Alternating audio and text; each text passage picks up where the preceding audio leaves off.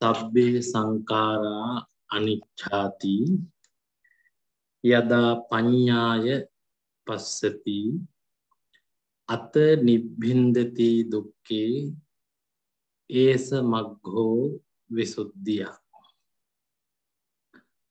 සියලුම සංස්කාර ධර්මයන් අනිත්‍යයයි කියලා යමෙක් සිහිනුවණින් දුටුවොත් දැක්කොත් ඒ අවබෝධය දුකෙහි නිමාවත් උතුම් වූ නිවනෙහි ආරම්භක අවස්ථාවක් හැටියට ධර්මයේ පින්නතුනි සඳහන් වෙනවා. ඒ අනුව සමස්තයක් විදිහට ගත්තහම අප මේ සම්බුද්ධ දේශනාව භාවිතා කරන්නන් හැටියට පින්නතුනි කළ යුතු වන්නේ අනිත්‍ය දුක්ඛ අනාත්ම කියන ලක්ෂණත්‍රය යමකින් කෙසේ හෝ ප්‍රත්‍යක්ෂ කොට ගැනීමයි. උදාහරණයක් විදිහට චුල්ලපන්තක රහත්තුණිය මොකක් දැනගෙනද කියලා යමෙකු ඇහුවොත් එහෙම අපිට කියන්න තියෙන්නේ එයා අනිත්‍ය දුක්ඛ අනාත්මතාවය දැනගත්තා කියන එක. අභ්‍යාසය තමයි රෙදි කෑල්ල. ඒ උපයෝගී කරගෙන උන්වහන්සේ ලෝකයේ යථා ස්වභාවය දකින්නට යොමු වුණා. කිසා ගෞතමී මගඵල ලැබුවේ රහත්තුනි. ධර්මය අවබෝධ කරගත්තේ. නිවන් දැක්කේ. දුකින් මිදුණේ. මොකක් අවබෝධ කරගෙනද කියලා පිනුත්තිනි විමසුවොත් එහෙම උන්වහන්සේ ගයක් ගාන ගිහිල්ලා මැරිච්ච නැති ගයක් හොයද්දී උන්වහන්සේට තේරුණේ කිසා ගෞතමිය මහරහත් තාත්වයට පත් වෙනකොට තේරුණේ මේ අනිත්‍යතාවය උප්පත්තිය සහේ වේදං මරණං ආගතං සදා ඉපදුණු සියලුම සත්වයෝ ඒකාන්තයෙන්ම නැසෙන සුළුයි. අර උපාද වය ධම්මි සියලුම දේවල් හටගැන්ම සහ විනාශය ප්‍රමුඛ කොට හේතු කරගෙන තමයි තියෙන්නේ. හටගැන්ම සහ විනාශය එහි තිබෙන ස්වභාවික තත්වයක්. එතකොට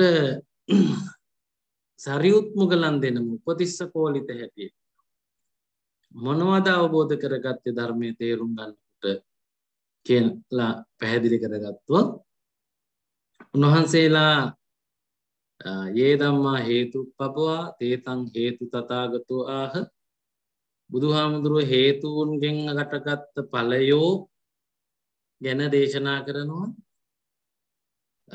ඒ වගේම තේ සංචයෝ නිරෝධෝ ඒවා නිරුද්ධ වන බව ඒවා නැති වෙලා යන බව දේශනා කරනවා කියලා කියද්දි තමයි උන්වහන්සේලා මාර්ගඵල.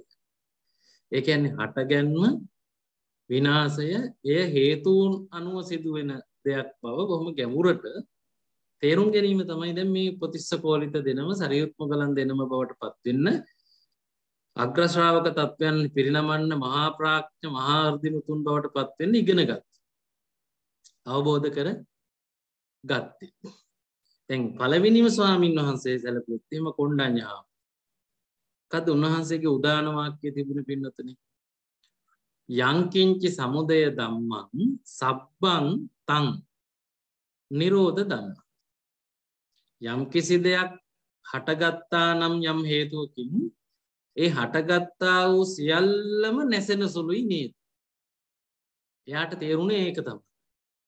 එතකොට මේ අනුව බලපුවාම පින්නතුනි අපිට කුමක් හෝ අභ්‍යාසයකින් තේරිය යුතු පොදු ධර්මයක් තියෙනවා. ඒ තමයි මේ අනිත්‍ය දුක්ඛ අනාත්ම කියන ත්‍රිලක්ෂණය. අනිත්‍ය දුක්ඛ අනාත්ම කියන ත්‍රිලක්ෂණය මොකක් හෝ දෙයකින්. දැන් බලන්නකෝ. චුල්ලපන්තකට තේරුනේ රෙදි කෑල්ලක කුණු ගෑවෙනවා දැක. හරි. කිසා ගෞතමීට තේරුනේ මිය ගිහින් හිටපු දරුවා අරමුණු කරගෙන මිය නොගිය ගෙදරක් තියනවාද කියලා හොයලා. හරි. ඊළඟට අපි උපතිස්ස කෝලිත දෙනම ගත්තොත් සංකල්පයක් වශයෙන් මේ කතාව තේරෙයි. කොණ්ඩඤ්ඤ ස්වාමීන් වහන්සේට මේ ධර්ම කරුණ තේරිලා උන්වහන්සේලා තේරුම් ගත්ත දේ තමයි මේ අනිත්‍ය දුක්ඛ අනාත්ම ස්වභාවය. අර හුඟා කාඩම්බරෙන් හරි මාන්නෙන් හිටපු කේමා විසව රහත් වුණානේ. එයා හරි මාන්නෙන් හිටපු මහා ඉහළට තමන් ගැන හිතාන හිටපු රූප සම්පත්තිය ගැන හරි උදම්මනපු කෙනෙක්. හරි?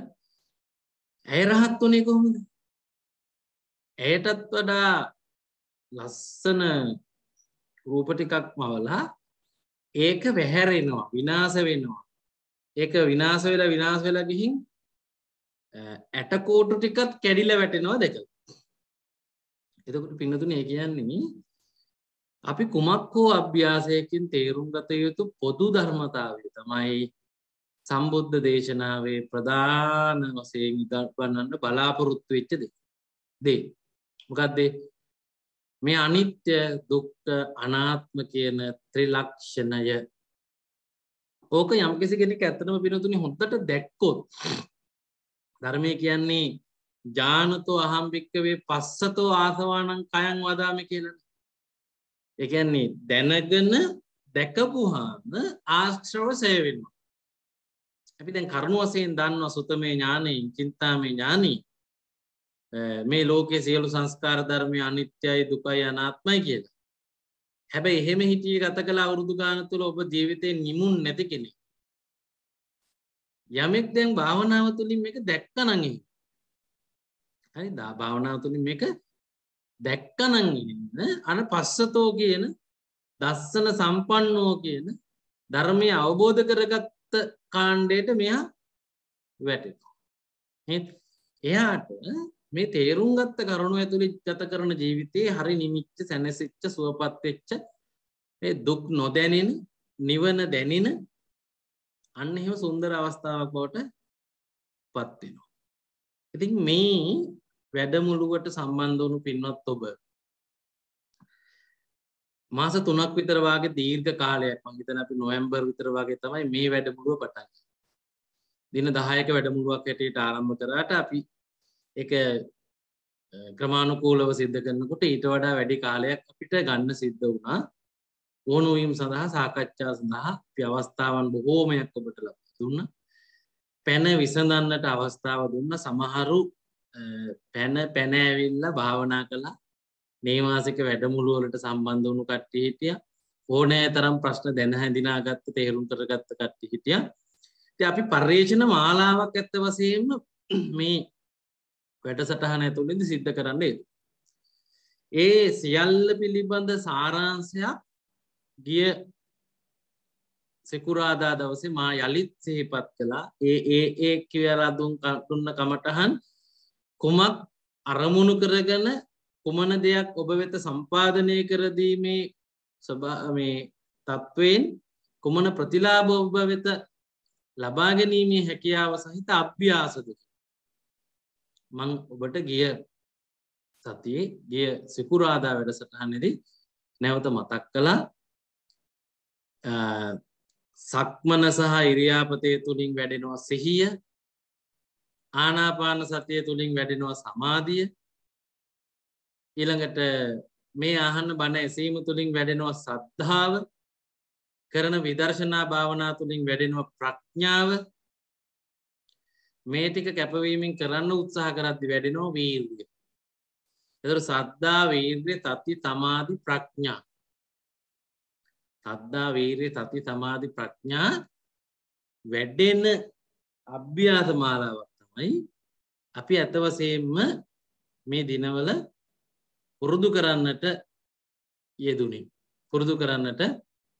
යෙදුනේ. ඒ දේවල් ගිය සතියේ නැවත කොයි විදිහට පුහුණු කළ යුතුද කියලත් මා ඔබට සිහිපත් කරන්නට යෙදුණා. හැමදාම වගේ කළ යුතු භාවනා මොනවද? ඊළඟට හැම වෙලාවෙම තියාගත යුතු සීලය සිහිය වගේ ස්වභාවයන් පිළිබඳව ඊළඟට ගත්තහම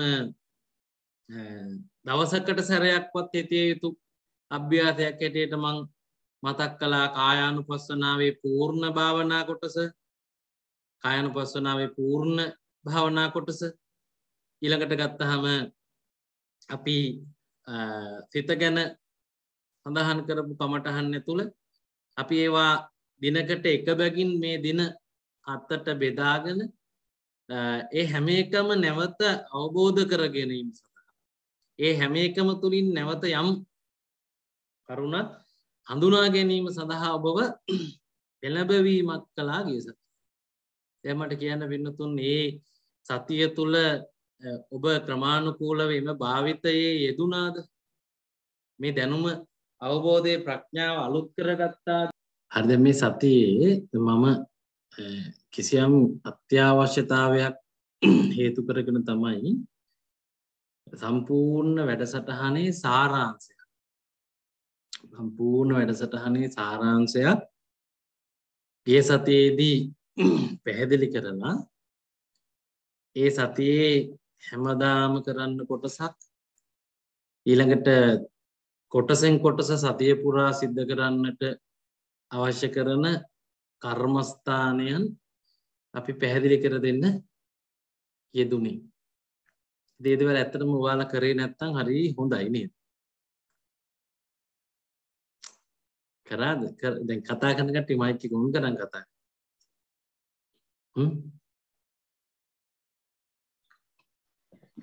කළා මුදුරනේ. දැන් අපි බලාපොරොත්තු වෙනවා සහභාගී වෙන මෙතන 26 දෙනෙක් ඉන්නවා. ඒ හැමෝම කිරීමක්. එහෙම නැතුව එක්කෙනෙක් එක කොමල වෙනුවෙන් මං කළා ඉන්සා හරි කියලා වගේ කියන්න බැරි එකක් නෙමේක. නේද? ඉතින් කොහොමත් එහෙම නිවන් දැකීම සාර්ථක කරගන්න අමාරුයි. ඒ වෙනුවෙන් ඇත්තටම පින්නතුනි අපිට තමන් පෞද්ගලිකව විශාල වගකීමක් තියෙනවා. කියන්නේ තමා වෙත පැවරුණු රාජකාරියක් තියෙනවා. එසේ කරන්න ඕනේ ඉතින්. ඇයි සමහර ස්වාමීන් වහන්සේලා මේ කකුලේ ලේනකන් සක්මන් කරේ. ඇයි සමහර ස්වාමීන් වහන්සේලා ඇස් අන්ධ වෙනකන් භාවනා වැඩි. ඇයි සමහර ස්වාමීන් වහන්සේලා මේ බෙල්ල කපා ගනිමින් භාවනා කරේ. ගෝධික හඳුරේම තමන් මේ වේදනාවෙන් ක්‍රියාකාරකම් කර වේදනාව දැකලා අන්තිම වෙනකොට රහත් වුණා. එතකොට එහෙම යම් කැපවීම මේ වෙනුවෙන් ඉතා තදින් කරන්නේ නැතුව නිවන් දකින්න හුඟක්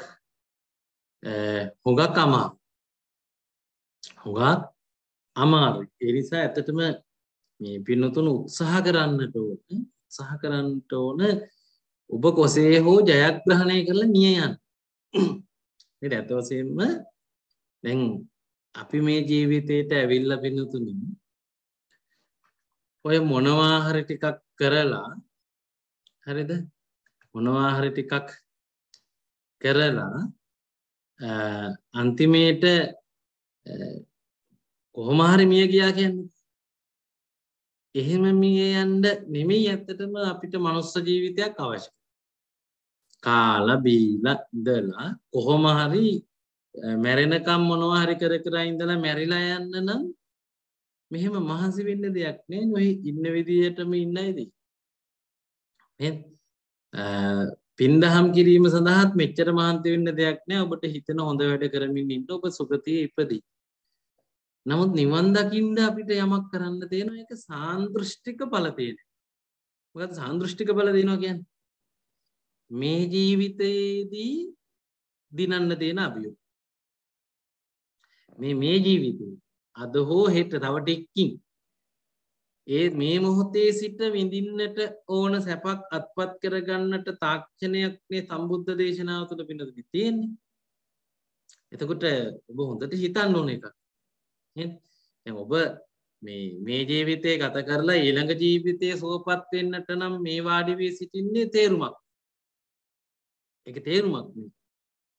ඒකට මෙච්චර මහන්සි වෙන්න ඕනේ නැහැ. පින්දහම් කරා නම් ඇති. නේ? නමුත් මේ මහන්සි ගන්නේ මතක තියාගන්න මේ බුදුහාමුදුරුවෝ තාක්ෂණයක් කියලා දීලා තියෙනවා. ශෝක පරිද්දවානම් සමතික්කමාය වෙන්න. කිසිදු ශෝකයක් කිසි ලෙසකින්වත් කිසිසු සිදුවීමක් අරමුණු කරගෙන නොදැනින්. හරි. දුක්ඛ දෝමනස්සානං අත්තංගමාය. යලි යලි යලි ජාති ජරා මරණ ශෝක පරිදේවාදී දුක් හට නොගන්නා තත්වයට ඒ දුක් ගලවලා දාන. අත්තංගමාය කියන්නේ යලි පැල නොවන විදිහට විනාශ කිරීම. හරි. ඊළඟට මේ ලෝකේ අපි කියවනේ ප්‍රශ්නේ තියෙන්නේ අවිද්‍යාව කියලා. ප්‍රශ්නේ තියෙන්නේ අවිද්‍යාව. ඒතර අවිද්‍යාව දුරු කර ගැනීමට දැනගන්නට ඕන කාරණාවන් දැනගන්න. අපි ඒකට කියනවා ප්‍රඥාව සම්පාදනය කරගන්න. ඒකට කිව්වේ ඥායස්ස අධිගමයි. මේ ඥානය ප්‍රත්‍යක්ෂය යතහාවබෝධය ලැබීම. අර නිබ්බානස්ස සත්‍ය කිරියා. ඒ කරලා දුකෙන් මිදිලා නිවන් දැකීම සාක්ෂාත් කර ගැනීම සඳහා තමයි සතිපට්ඨානෙ වඩන්නේ. එතකොට දැන් මගේ පෞද්ගලික ඉලක්කය මේ පින්නතුන්ගේ පෞද්ගලික ඉලක්කය වෙන්න ඕන ඔය කියන ජයග්‍රාහී තැනටපත් වෙලා මැරෙන්නනේ. නැත්තම් මැරෙනකම් මොනවා හරි කර ඉන්න නෙවෙයිනේ. නේද? ඔයාලා මැරෙනකම් මොනවා හරි කරන්න ඕන හින්දා නම් මේකට එන්නේ. අනේ අපිට එහෙම කියන්න අපි පාඩුවේ ඉන්නම් මෙච්චර දඟලන්නේ නැති.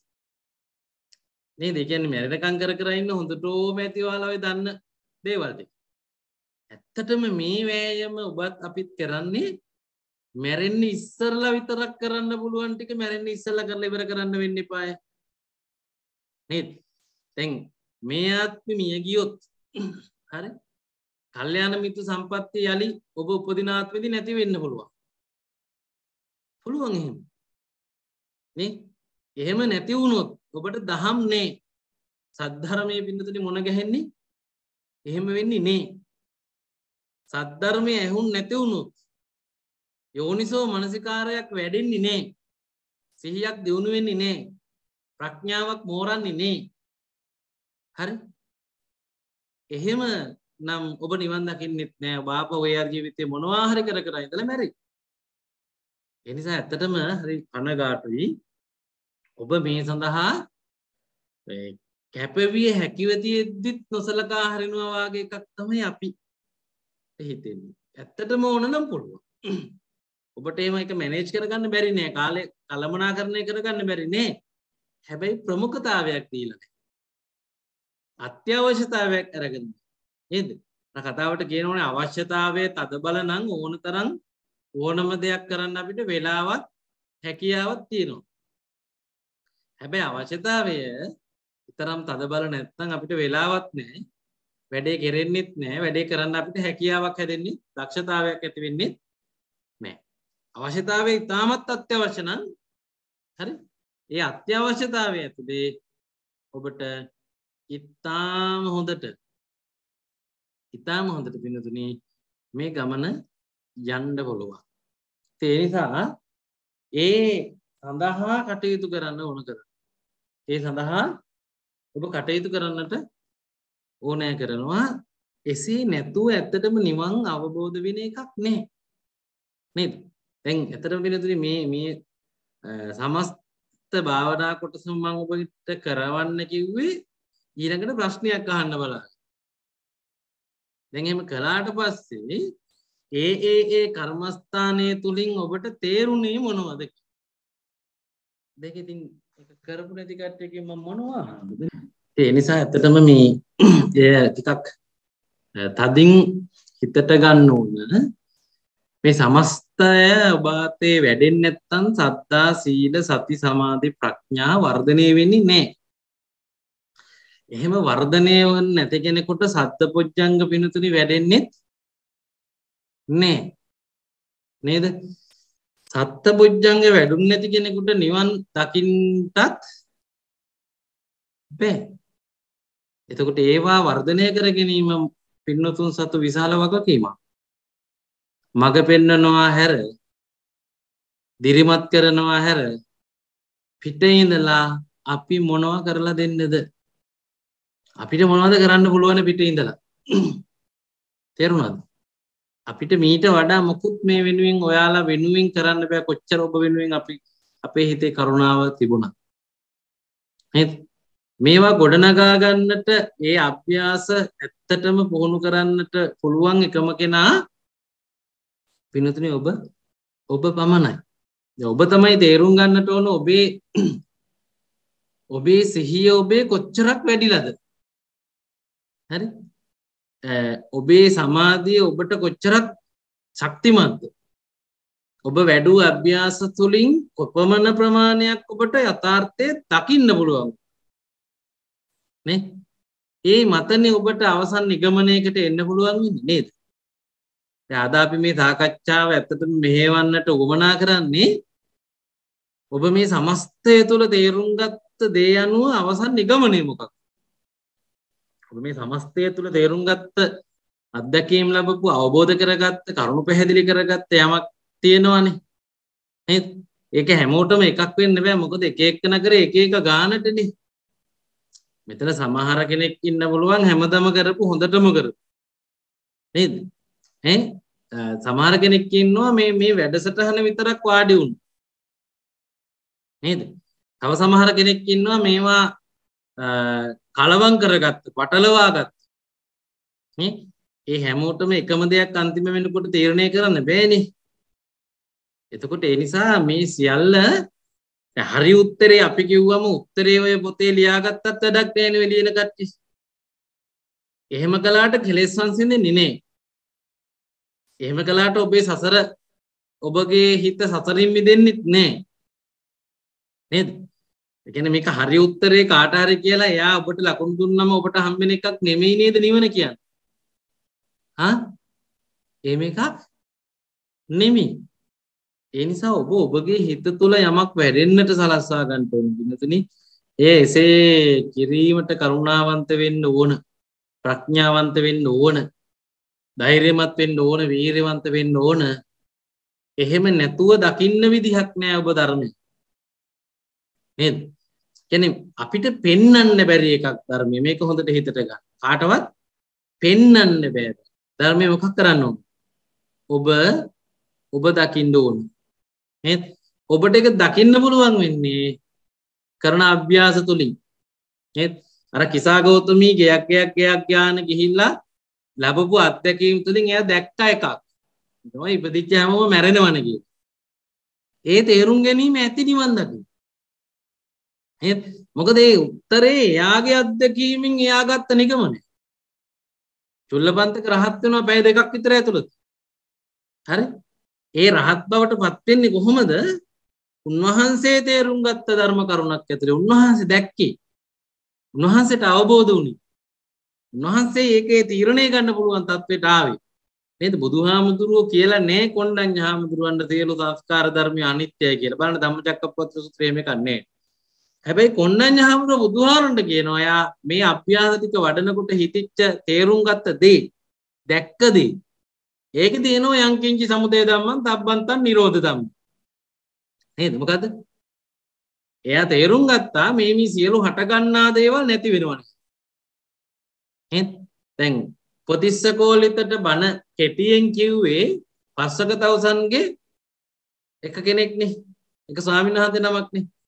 එතකොට සමස්ත බුදුහාමුදුරුවෝ මාස 3ක් තිස්සේ තේරුම් කරපු කරුණු කෙටි කරලා කිව්ව වාක්‍යයක් තමයි ඒ ධම්මා හේතුප්පබව තේතං හේතු තථාගතෝ ආහ තේසං චේව නිරෝධෝ එවං වාදි මහතමනෝ කියන එක. එයා තේරුම් ගන්න තිබ්බේ. එයා තීරණය කරලා තිබ්බ එක දැක්ක එක නේද? ඒ නිසා පින්තුනි ඔබ සතු විශාල වගකීමක් තියෙනවා. ඔබ මේක දකින්න ඕනේ. දැන් මේක අපි කොපි කරනවා. දැන් අපි මේක මේ නිකන් පාඩම් කරනවා.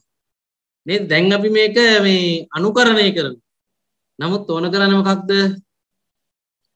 පර්යේෂණයන් තුලින් ඔබට නිගමනය කළ හැකි ප්‍රවෘත්ති සත්‍යතාවය ඔබ දකින්නට ඕන කරනවානේ. නේද? ඉතින් දැකලා තිබුණොත් විතරයි අපිට ඉදිරියක් මේ දියුණු වීමක් කියලා එකක් සිද්ධ වෙන්නේ. අත්දැකීම් ලැබුවොත් තමයි ඒ අත්දැකීම් වලට අනුව ඉදිරි ජීවිතේ වෙනස්. නිවන කියන්නේ සච්චිකාතබ්බ දෙයක් නේ. නේද? ඔබ දැන් ත්‍රිපරිවට්ටය සඳහන් කරන තැන තියෙනවා තණ්හාව අවබෝධ කරගන්න තියෙන එකක් නෙමෙයි. තණ්හාවට මොකද්ද විනති කරන්න තියෙන්නේ? ප්‍රහීන කරන්න ඕන පහතබ්බ එකක් ඒක. දුක්ඛ සත්‍ය නැති කරන්න තියෙන එකක් නෙමෙයි. තේරුම් ගන්න තියෙන එකක්. ඒ පරිඤ්ඤය. හරි? ඊළඟට නිරෝධ සත්‍ය සච්චිකාතබ්බං සාක්ෂාත් කරගන්න තියෙන්නේ. මාර්ග සත්‍ය භාවිතබ්බං පුහුණු කරන්න තියෙන්නේ. ඒකෝර මාර්ග සත්‍ය වුණත් තියෙන්නේ සමාධිය තියෙනවා, සිහිය තියෙනවා, වීරිය තියෙනවා, සීලය තියෙනවා. නේද? සම්මා සංකප්ප තියෙනවා, සම්මා දිට්ඨිය තියෙනවානේ. අනිත් පැත්තට කිව්වොත් සම්මා දිට්ඨිය, සම්මා සංකප්ප, වාචා කම්මන්තාජීව කියන්නේ සීලය, වායාම කියන්නේ වීරිය, සති කියන්නේ සිහිය, ප්‍රඥාවත් ඒක ඇතුළේ තියෙනවා. සම්මා සමාධිය කියන්නේ සමාධි. නීවරණ යටපත්. මේ වඩන්න තියෙන්නේ. ඒව වැඩුවම මොකද්ද වෙන්නේ? සාක්ෂාත් වෙනව නිවන. නිවන සාක්ෂාත් වෙන්නේ මග වැඩුවහම නේද? ඉතින් මග වඩන්න එපා මගට. මග වඩන්න අගටම. කෙලවරටම වඩන්න. නේද? ලයිට් ගියත් වඩන්න, තෙල් නැතත් වඩන්න. මේ මොන ප්‍රශ්නේ තිබුණත් වඩන්න. මොකද ඔව්ව කොහොම හරි තිබිලා විසඳෙන්න හෝ විසඳෙන්නේ නැතුව දිගට තියෙන්න ඉඩ දෙනවා. විසඳ ගන්න පුළුවන් ඒව විසඳන්න බැරි වුණත් මේක. ඔබට සංසාරයේ විසඳ ගන්න පුළුවන් තෙල් නැති වුණා. කණ්ඩ නැතක් කුඩු. නේ? සංසාරයේ විසඳ ගන්න පුළුවන් ප්‍රශ්නයක්. හැබැයි ඔය තියෙන භෞතික ප්‍රශ්න විසඳ ගන්න පුළුවන් කෙලවර වෙන ප්‍රශ්න නෙවෙයි. එකක් ඉවර වෙනකොට වෙන જાතියක එකක්. නේ? හැබැයි ඔබ නැති කරගත්තොත් අවිද්‍යාව මේ ප්‍රශ්නේ මෙතනින් ඉවරටම ඉවරයි. නේද? ඒක තේරෙනවද? ඒක තේරෙනවද ඔයාලා? තේරෙනවනම් ඔය උඩ බලන් ඉන්නේ. නේද? දැන් මේක බුදුහාර කොහොමද කියන්නේ මහත්තයා? හිස ගිනිගත්ත කෙනෙක් ඒ ගින්න නිවන්න දෙන්න ඕනනේ දෙන්න පුළුවන් උපරිම ප්‍රමුඛතාවය. එයා ඒක නිවන්න පරක් වෙන හැම තප්පරයකම එයාට සිද්ධ වෙන හානිය බහුලයි. සමහරට ජීවිතේ වෙර ගන්න බැරි වෙන්න. නේද? ඒ නිසා හිස ගිනිගත්ත කෙනෙක් ඒ ගින්න නිවන්න යම්සේ මහන්සි වෙන්න ඕනද? ප්‍රමුඛතාවය දෙන්න ඕනද? ඉක්මන් කරන්න ඕනද? නිවැරදි දෙයක් කරන්න ඕනද? ඒ විදිහට සක්කාය දිට්ඨි පහනාය සතෝ බික්කු නිවාරය. අටුම ගාන මේ සෝතාපන්න භාවයටවත් පත් වෙන්න. ඒක නිකන් වෙන්නේ කය ගැන, හිත ගැන ඇත්තම ඇත්ත తත්වේ දැනගන්න. ඉන්නු. එමනම් ධාතු මනසිකාරය, කායानुපස්සනාව, අසුභ සංඥාව, අනිත්‍ය සංඥාව වඩලා දකින්න ඕන මොනවා හරි නේ. ඒ දැක්කම තමයි සක්කාය දිට්ඨිය දුරු වෙන්නේ. ඒ දකින්නකම් ඒක කරන්න එපා. එහි පොඩි අඩුපාඩුවක් තියාගන්න එපා. ඒක ඔබ දකින්නකම්ම මේ වැඩේ කරන්නට ඕන කරනවා. නොදැක දකින්නට බෑ, අවබෝධ කරගන්නට බෑ, සාක්ෂාත් කරගන්නට බෑ පින්තුනි ධර්ම. මේ දින 10ම සහභාගි වෙලා මේ දින 10ටත් වඩා අපි තිබ්බ හැම වැඩසටහනකම, හැම කමඨාණක්ම, හැම උපදේශනයක්ම අහලා ඕකවත් තේරිලා නැහැ. ඔබ නිවන් දැකීමේ උත්සාහයත්ෙන් හුඟක් බාලාංශය ඇත්තේ. හුඟක් ප්‍රාථමික තැනක ඇත්තේ. නිවන් දැකීමේ ශක්්‍යතාවය අතින් ඔබ ඊටාම අඩු තැනකට ගිහිල්ලා. දැන් මේ සමස්තයට ඉඳලා ඔබට මේ ප්‍රමුඛතාවය පිළිබඳව දැනිලා නැත්නම්, හැඟිලා නැත්නම්, අවබෝධ වෙලා නැත්නම්, නේද? කොටින්ම කැප වෙන්න හිතෙන්නේ නැත්නම් ඔබගේ මොකක් හරි තව අඩුපාඩුවක් ඇති. ඒ නිසා ඒක වෙනස් කරගන්න උත්සාහ කරත්වා කියලා අපි මතක් කරමු. මට කියන්න මෙන්න මේ ටික දැන් සිරුර පිළිබඳව පින්නතුන් කලා අභ්‍යාස ආකාර කිහිපයකින් ඒක අවසානයේ පොදුවේ අපි කරා වර්ණ ගන්ධ රස ඕජාවන් ඊටාම මධ්‍යස්තව නිරීක්ෂණය කරා. එංගෙන් එළියට කෑල්ල අරගෙන ඒක කොයි වගේද බැලුවන.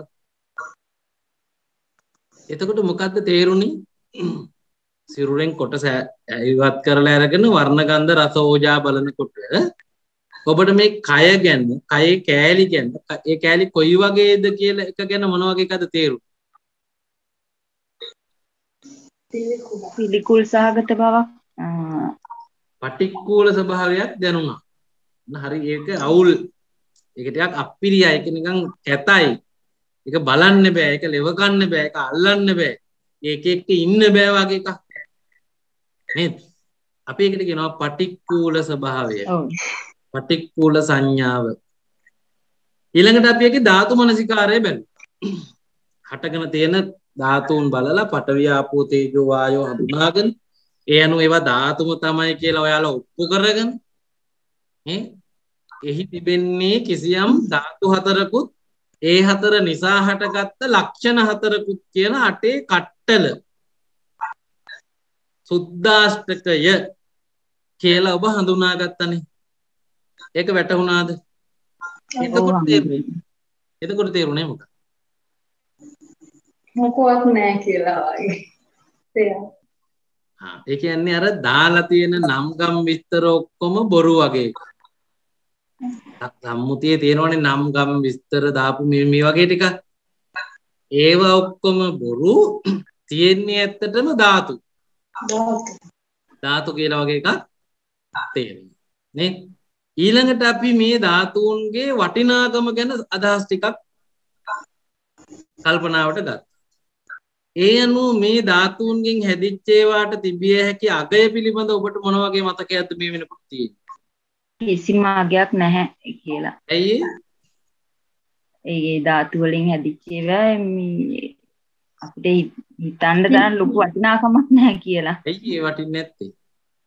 ඒ කියන්නේ අපිට තියාගන්න බෑනේ, අපේ පැවැත්ම තියාගන්න බෑ. ඒක අනිත්‍ය වෙනවා, අල්ලලා නවත්ත ගන්න බෑ. වෙනස් වෙනවා, කැඩෙනවා, ලෙඩ වෙනවා, ඒව වෙනවා. සෑම අංශුවකම තියෙන වටිනාකම බිඳුවක් නැත්තම් ශුන්‍යයි කියලා හිතුනාම හැම එකේම ඒක වටිනාකමක් නැහැ කියලා. සමස්තයක් ගත්තාම වටිනාකමක් නැහැ කියලා තීරණය. අපි මේ ධාතු බලන ගණන් බැලුවා ධාතුවක තනි අංශුවක් කීයක් විතර වටිනවද? මතකද? අගයක් නැහැ. අපිට ඒවත් වටින්නේ නැහැ කියලා. බිඳුවයි. ශූන්‍යයි. එතකොට ඒ අනුව අපිට තේරිච්ච එක තමයි මේවා සතුව කිසිඳු ලෝභ කළ යුතු වටිනාකමක් නැත කියලා. ඒ වගේ කිසිම ආකාරයක ඒව එක්ක මේ බන්ධනයක් තියාගෙන ලෝභ කරගන්න, අත්පත් කර ගැනීමක් කරගන්න, අල්ලා ගැනීමක් කරන්න අවශ්‍ය වටිනකමක්. එතකොට සම්මුතිය කියලා බොරුවක් තියෙනවා. එය සම්මත කොටගත් කතාවක්. අපි මේ හොයාන ගියේ සත්‍යනේ. සත්‍ය බලද්දි ඒකේ කිසිම වටිනකමක් නැහැ. කිසිම වටිනකමක් නැහැ. ඒක තේරුණාම මොකද්ද ඔයාලා තීරණය කළේ? ඒක තේරුම් ඔයාලා මොකද්ද තීරණය කළේ? ශරීරයේ කිසිම වටිනාකමක් නැහැ. සුද්දාෂ්ටක කොටකින් හැදිච්ච එකක් කියලා. ඔව් ඒ හින්දා සුද්දාෂ්ටක කොටකින් හැදිච්ච එකක් නිසා වටිනකමකුත් නැති හින්දා ඔයාලා මොකද්ද තීරණය කළේ? ඒ කියන්නේ ඒකට ඇලිම වැඩක් නැහැ කියලා. ඇලිලා ඒක ඕමනා කරලා ඒක කොහොම හරි ලං කරගත්තා කියලා 아무තු ගතියක් 아무තු ආදල් එකක් 아무තු විදේතත්වයක්වත් නෑ නේද? නේ අර මවාගත්ත කෑල්ල අයින් කරලා හිටුවාම මේක කිසි වෙනතක් නෑ. එතකොට ගැහැණු පිරිමි ඒව මවාගත්ත කෑලි වල තියෙනවා. රන්රිති මුතුමැණික් මවාගත්ත ඒ වගේ තියෙනවා. සත්‍යයේ තියෙන්නේ ධාතුනේ. එතකොට ධාතු කියලා ගත්තාම ඒව හතර මහා ධාතු සුද්දාෂ්ටක වෙනකොට ඒව අගේ ශූන්‍ය වෙනකොට ඒව එක්කම උත් හිතන්න දෙයක් නේ. දැන් මේක ඔබට ඉබේ දෙනුණා නම් තමයි හරි. ඉබේ උත්තරේ එනවා නම් තමයි හරි. ඒ කියන්නේ ඔබ එහෙනම් දැකලා.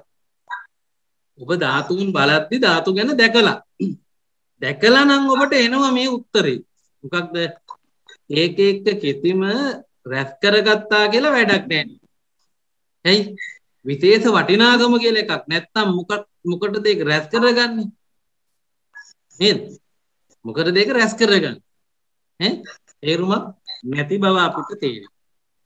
ඊළඟ අපි ධාතුන්ගේ හැසිරීම අධ්‍යයනය කළානේ.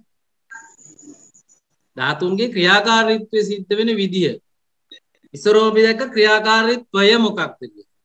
ඒ තමයි හැම ධාතුවක්ම තම තමන්ගේ ධාතුන් වැඩි කර ගැනීම සඳහා ධාතුන් ගනුදෙනු කරනවා. මේකෙන් එක්ක ධාතුන් හුවමාරු කර ගැනීම කරනවා කිව්වර නේද? ඒකට කිව්ව නම මතකද? රුප්පණය කියලා කිව්වේ අපි ඒක. ඒ තමයි ධාතුන්ගේ චර්යාව. ධාතුන්ගේ ක්‍රියාකාරීත්වය හැසිරීම. නේද? එතකොට මේ රුප්පණය කියන එක නිසා සමස්ත නිර්මාණයට සිද්ධ වෙන පොදු ගැටලුව මොකක්ද? වෙනස් වෙන එක. ගැටලුව තමයි එක විදිහකට තියාගන්න බැරි. උෂ්ණත්වය වැඩි වෙන හින්දා උෂ්ණත්වය වැඩි වුණාම සිද්ධ වෙන වැඩ ටිකක් භාණ්ඩෙට වෙනවා. නේද? සීතල අඩු වැඩි වෙන හින්දා සීතල අඩු වැඩි වුණාම භාණ්ඩය ඇතුළට නිර්මාණය ඇතුළට මොනවද ටිකක් එහෙම දෙත්ත වෙනවා. හරි මේකේ මේ වායුව අඩු වැඩි වෙන හින්දා වායුව අඩු වැඩි වීමත් එක්ක වායුවේ බලපෑමෙන් මේ නිර්මාණය අභ්‍යන්තරයේ සිද්ධ වෙන යම් කාරණාවන් ටිකක් සිද්ධ වෙනවා. නේද? ඒ හින්දා ප්‍රශ්නේ තමයි අපිට මේක තියාගන්න. එක විදිහකට තියාගන්න බෑ. ඒ බැරි බව හොඳටම තේරුණා. ඔව් තේරුණාට පස්සේ මොකද තීරණය කරේ? එහෙනම් මේ බාන්න ඒව තියාගන්න මේ උත්සාහ කළා වැඩක් නැහැ කියලා. ඒ හින්දා ඒවා වෙනස් වෙනෝ හින්දා වෙනස් වෙන එකේ හැටි හින්දා ඒක වෙනස් නැති වෙලා තියෙයි කියලා හිතලා වැඩක්. එහෙමද හිතලා තේරුමක් තියෙනවා? අයිස් කැටයක් අපි තැටියක් රත් වෙච්ච තැටියක් උඩ තියලා දිය නොවේවි කියලා අනුමාන කරලා තේරුමක් තියෙනවා. අපිට ෂුවර් එකට මේක දිය වෙන බව අත්දැකීම් තියෙද්දි හරි කිනි ගොඩක් වගේ හරි එකක් හරි ගින්දරක් මේ බුලුන් ටිකක් හරි කඩදාසි කොලයක් වගේ එකක් ගිනි ගොඩකට දාලා පිච්චෙන්නේ නැති වෙලා තියෙයි කියලා හිතන්න අනුමාන කරන එක සාධාරණ. ඒක බුද්ධිමත්. එහෙම හිතන්න පුළුවන්ද? ඒක මුලා පුළුවන්. ඒ කියන්නේ දැන් මේක ගිනි ගන්න නැති වෙයි කියලා අපි ගින්දරට දාලා දෙනවා කඩදාසි. ඒක හොඳටම අකුරු කියවන්න පුළුවන් ගානට කඩදාසි තියයි කියලා හිතන එක කොච්චර අනුවනද නේද? ඒ වගේ නේද දැන් මේ අනිත්‍ය වෙන එක ඇතුලේ ඔබ නිත්‍යතාවය බලාපොරොත්තු වීම. ඒ නිසා කරන්න ඕනේ අනිත්‍ය වෙන්න ඇරලා නිකන්. රත්මිටි කාලා වැඩක් නැහැ. තදිය මේ දඟලලා වැඩක් නැහැ. හිර කරගන්න උත්සාහ කළා වැඩක් නැහැ. ධාතුන්ගේ චර්යාව අනුව නිර්මාණවල අනිත්‍යතාවයේ එයට ආවේනික ගති ලක්ෂණයක් තිබෙතුනි. එයට ආවේනික ගති ලක්ෂණයක්. එය වෙනස් වෙන්නේ මොකක් හින්දාද? නේද? අනික අපි බැලුවා මේ සිදුවීම සිදු වෙන්නේ කොහොමද කියලා මතකද? එතකොට අපි හොයාගත්තා මේක සිදු වෙන්නේ ඉබේ කියලා. ධාතුන් එකට මොන ගැවුනම වැඩි එකෙන් අඩු එකට ඉබේ හුවමාරු වීමක් සිද්ධ වෙනවා. කරන්නේ කවුද? කරන්න ඕනේ නේ. වැඩේ වෙනවා. ඊට අදාළව මෙයාලට ධාතු මුණ ගැහෙන්න ධාතු නිතරම හැමතැනම නිෂ්පාදනය වෙනවා. ධාතු ඉවර වෙන්නේ ඒ නිසා. නිෂ්පාදනජව, චිත්තජව, ඍතුජව, ආහාරජව ධාතු ක්‍රියේට් වෙනවා, නිර්මාණය වෙනවා. ඒ හින්දා ධාතු තියෙන ඕනත. ධාතු තිබුණම මොකක් වෙනවද? රුප්පණය වෙනවා. ඒ කියන්නේ හුවමාරු වෙනවා. ඒකල අනිත්‍ය වෙනවා.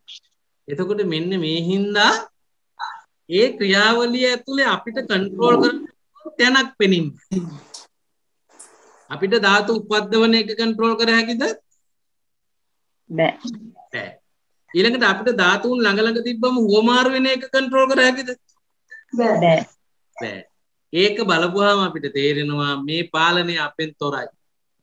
මේ ක්‍රියාවලියේ සිදුවීම් සියල්ල අපේ බලයෙන් තොරයි. ඒ යටත් භාවයෙන් තොරයි. ඒක මොකක් කියලාද අපි තේරුම් ගත්තේ? අනාත්මතාවය. නේද?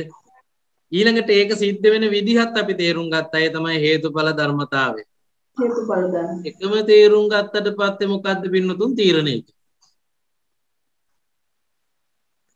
අල්ලාගෙන ඇති වැඩක් නැහැ. හැම දෙයක්ම සිද්ධ වෙන්න හේතුවක් තියෙනවා කියලා. ඔව්. ඒ හින්දා මොකද්ද තීරණය කළේ? ඒක අල්ලාගෙන ඉඳලා වැඩක් නැහැ. අල්ලාගෙන ඉඳලා වැඩක් නැහැ කිව්වේ හතරට දාංගල අතාරිනු.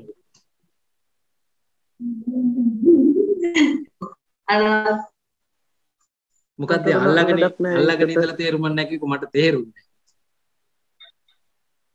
තමන්ගේ පාලනයට ගන්න එක තේරුමක් නැහැ.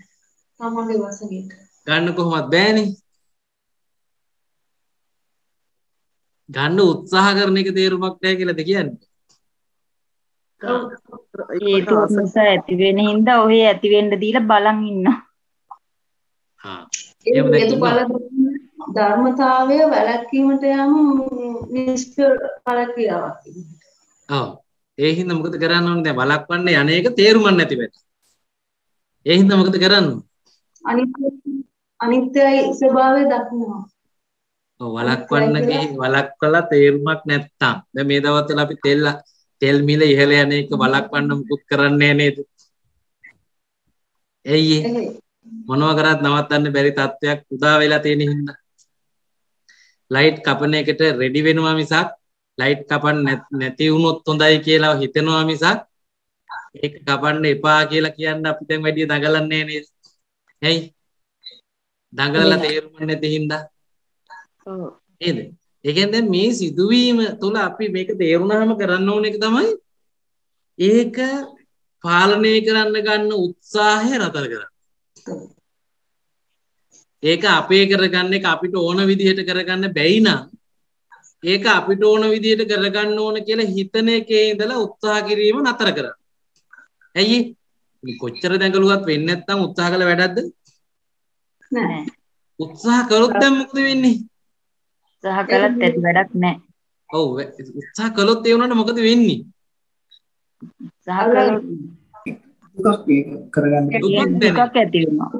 දුකක් ඇති වෙනයි උත්සාහ කළා බැරි වුණාට. මේ බැරි වැඩ උත්සාහ කළා කරන්න බැරි වුණා කියලා දුක් වෙනවට වඩා හොඳ නැද්ද? පාඩම් කරපු නැති කොල්ලෝ විභාග ලියන්න නැතුව අත්තරිනවා වගේ ක්‍රමයකට අතෑරලා දානවා. ගෙන්දැරලා නිකන් ඉන්නවා. මගුලක්ද නේද? ඒ දැන් කියන්නේ මේ කරන්න හදන හින්දා නෙවෙයිද ওই දුක තියෙන්නේ? එහෙමයි. කරන්න හදන හින්දා දුක තියෙන්නේ. නේද?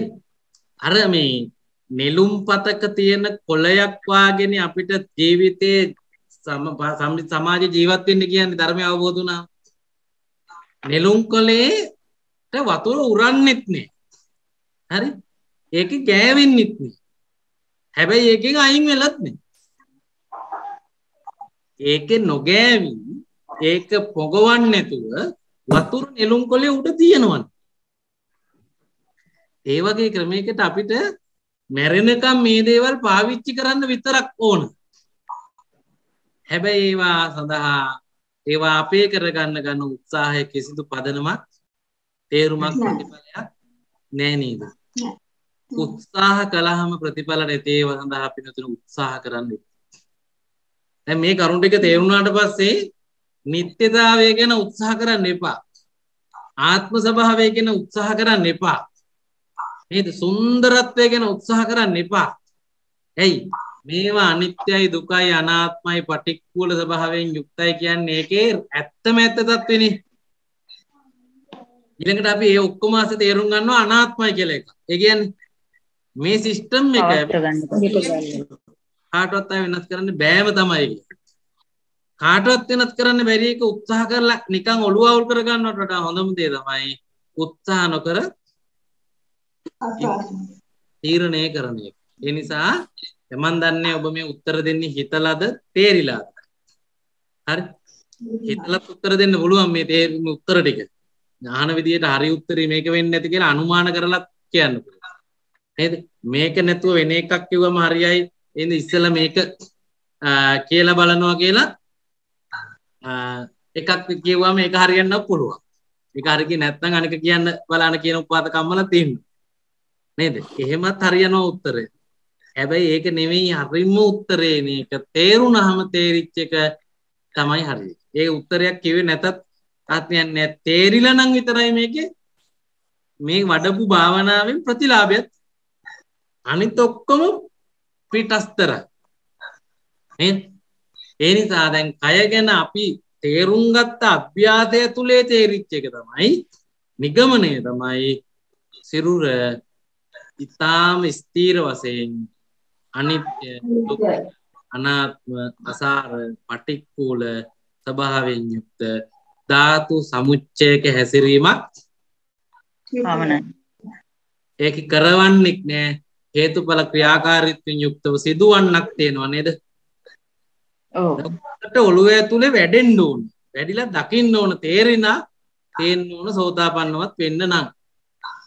ඒක සිරුරට විතරක් පොදු දෙයක් නෙමෙයි හම්දුනේ හැම එකටම නේද? ඒ කියන්නේ ස්වභාව ධර්මයේ තියෙන හැම එකටම. ඔව් ඔබට මේ හුඟක් භෞතික දේවල් තුලත් ඒ தත්ත්වය ආරෝපණය කරගෙන බලන්න පුළුවන්.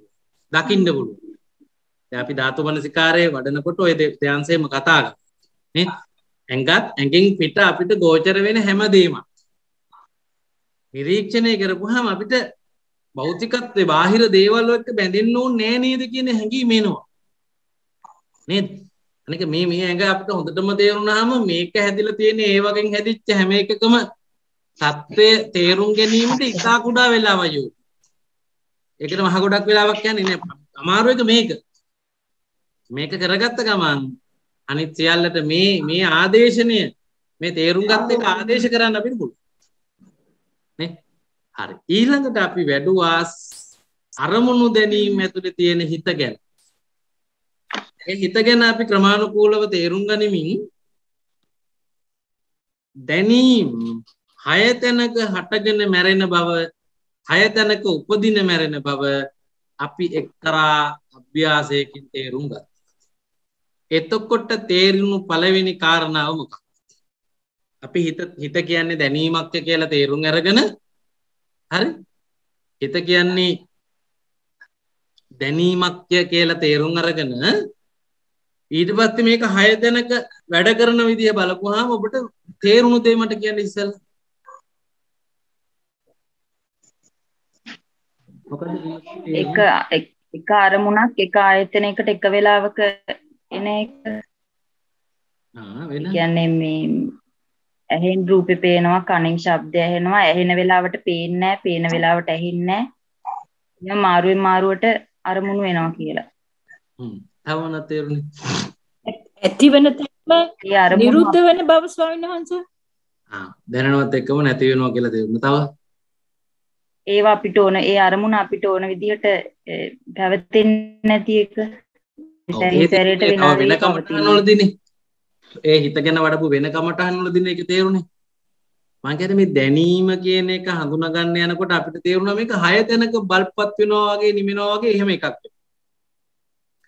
එතකොට ඔබට තේරෙන්න ඕන පළවෙනිම දේ තමයි උපතේ සිට මරණය දක්වා තනි හිතක් අපිට නැත කියන. උපතේ සිට මරණය දක්වාම තියෙන එක හිතක් තියෙනවා කියලානේ අපිට හිතිලා තිබිච්ච ප්‍රධානම වැරදි තේරුම් ගැනීම තිබුණේ. දැන් මේක වුණු කරපුවාම අපිට මොකද තේරුණේ? මම ඇහෙනව නේද? එක හිතක් නෙමෙයි සිත් සමුදායක් ඇති වෙලා තව සිතක් ඇති එකක් නැති වෙවි යලි උපදින වේගෙන් වැඩ කරන හිත් ගොඩක්. මේ කරන්ට් එක වගේ.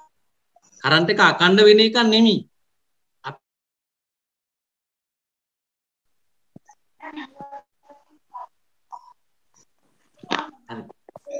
කරන්ට් එක කරන්ට් එක මේ දිගටම තියෙන එකක් නෙමෙයි නේද?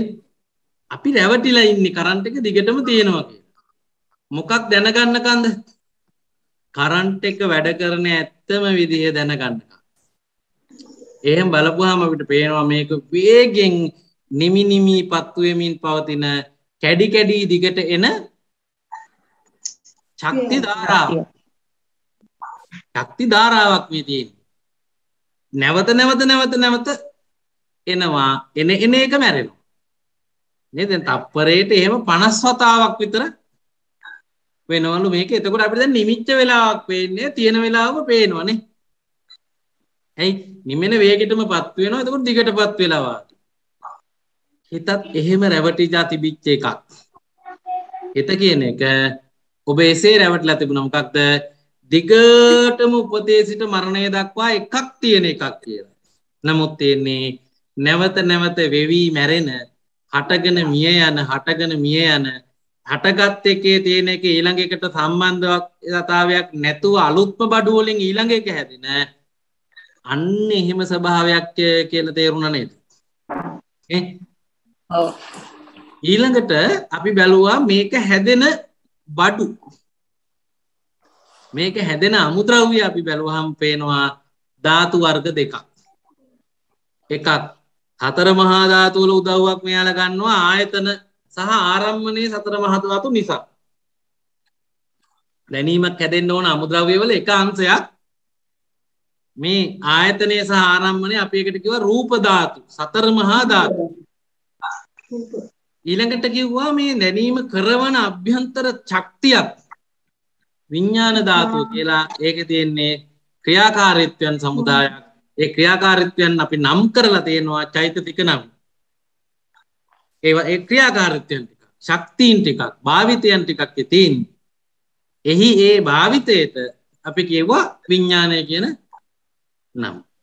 එතකොට අපි දැක්ක එhmenan හිත කියන්නේ තනි වස්තුවක් නෙමෙයි. තනි අමුද්‍රව්‍යකුත් නෙමෙයි. අමුද්‍රව්‍ය මිශ්‍රණයක්. අමුද්‍රව්‍ය මිශ්‍රණයක්. හැම විටම අලුත් බඩු වලින් හැදෙන නිර්මාණයක්. ඒ වෙලාවේ හැකින්, ඒ වෙලාවේ වෙදිච්ච ආරම්මණයක් එක්ක, ඒ වෙලාවේ හටගත්ත විඥානයකින්, ඒ වෙලාවේ කලවම් වෙච්ච එකකට හම් වෙන ප්‍රතිඵලයක් තමයි අපිට හම්බුනේ කියලා අපි දැක්කනේ. එතකොට මෙන්න මේ දැකීම එක්ක අපිට තේරුණ එකක් තමයි හිත කියලා කියන්නේ කිසියම් ක්‍රියාකාරීත්වයක්. හිත කියලා කියන්නේ දිගට තියෙන මොකක් කර එකක් නෙමෙයි ක්‍රියාකාරීත්වය. නේද? දැන් උන් අපිට අර නිත්‍යතාවයේ පිළිබඳ අදහස බිඳමින් යනවා ටික ටික. උපතේ ඉඳලා මරණය වෙනකන් නේ. හරි? ඒ වෙලාවට හටගෙන මැරෙන ඒක අකණ්ඩව සිද්ධ වෙන එකක් තමයි අපිට තියෙන්නේ. ඒ වෙලාවට හටගෙන මැරෙනවා. ඒක දිගටම වෙනවා.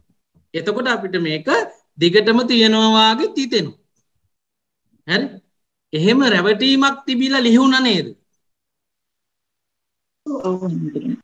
එහෙම තිබිච්ච රැවටීමක් අපිට ඔන්න ලිහිලා තියෙනවා. නේද? අපි දැක්ක කොච්චර වේගෙන් වුණත් සිදු වෙන්නට තුනම එකතු වෙන්න ඕන. ආයතනයයි ආරම්මණයයි විඥානයයි. නේද? ඊළඟට කොච්චර වේගෙන් වුණත් ඒ තුන වැඩ කරන්න ඕන. චෛතසික ටික පත්ත වේදනා සංඥා චේතනා මනසිකාර වැඩ කරන්න ඕන. නේ? මෙහෙම වැඩ කරලා තමයි මේ ක්‍රියාකාරීත්වය සිද්ධ වෙන්නේ. ඒ අනුව හිතක් කියන එකට අපිට බලපුවාම පේනවා තියෙන්නේ ක්‍රියාකාරීත්වයක් පමණයි.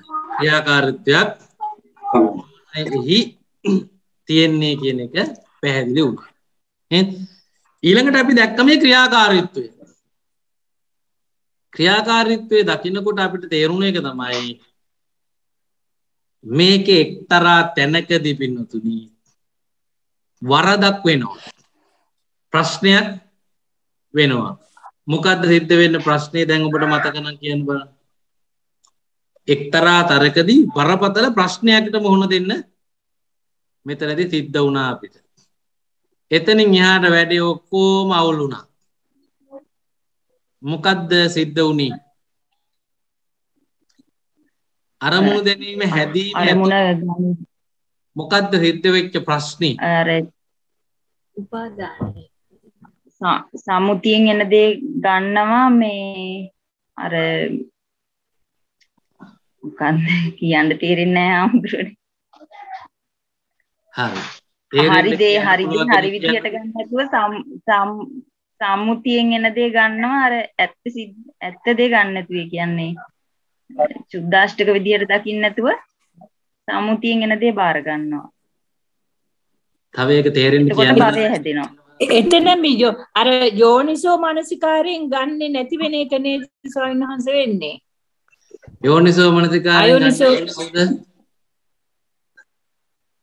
ඒ පුද්ගලයා දැන් අපි ඒ අරමුණු පස්ස වේදනා සංඥා චේතනා ටික අපි යෝනිසෝ මනසිකාරයෙන් ගන්න නැති නිසා වැරදි විදියට උපාදානය කරගන්නවා. ඔව් ඒ කියන්නේ ඔයාට ඕනනම් පුළුවන්ද යෝනිසෝ මනසිකාරයෙන් ඒක අරගෙන උපාදානය නොවෙන්න පවත්වන්න? බැහැ. ඒක ඉබේ සිදුවන ක්‍රියාවලියක්. අපිට ඒක කියන්න බෑ අපිට යෝනිසෝ මනසිකාරයෙන් ගන්නේ නැති හින්දා කියන එක. මොකද යෝනිසෝ මනසිකාරය අපිට කන්ට්‍රෝල් කරන්න. එතන අපි අවිද්‍යාවෙන් ගන්නවා කියන්නේ. ඔව් ඒක අපි ගන්න ඕනේ කොහොමද දන්නවද? අඥාව ළඟදී එකතු වෙන අවිද්‍යාව නිසා තමයි ප්‍රශ්නේ සිදු වෙන්නේ කියලා හරියට සරලව ගන්න. ඒකට ඊට වඩා වෙනත් වචන පාවිච්චි කරන්න යන්න එපා. එතකොට පැටලෙනවා වෙන මොකද්ද එකක් කියවෙනවා. මේ දැනීම් ක්‍රියාවලිය ඇතුලේ සිද්ධ වෙන වරද මොකද්ද කියලා කිව්වොත් අපි කියන්න ඕනේ එක උත්තරයයි. ඒ තමයි සංඥාව ළඟදී අපිට අවිද්‍යාව මුසු වෙනවා. ඒ වචනේ කියද්දිම කරන අදහසක් එන්නේ නැති වෙන්න කෙරෙන කෑල්ලක් තමයි මේ වැඩේ කියලා හිතෙන්නම වචනත් පාවිච්චි කරන්නේ. ඒතර අසන්නාටත් යම් දවසක උදව්වක් වෙයි මේ කිව්ව වචනේ මෙහෙම තිබුණේ. ඒ හින්දා ඒක කරනවා වගේ එකක් නෙමෙයි සිද්ධ වෙනවා වගේ එකක් තමයි තියෙන්නේ. මොකද්ද එතනදි වෙන්නේ? සංඥාව ළඟදී අවිද්‍යාව මුසු වෙනවා. මුසු වෙන හින්දා පෙද්දවන අවසාන ගැටලුව මොකක්ද? ප්‍රශ්නේ මොකක්ද? ඛේදවාචකය මොකක්ද?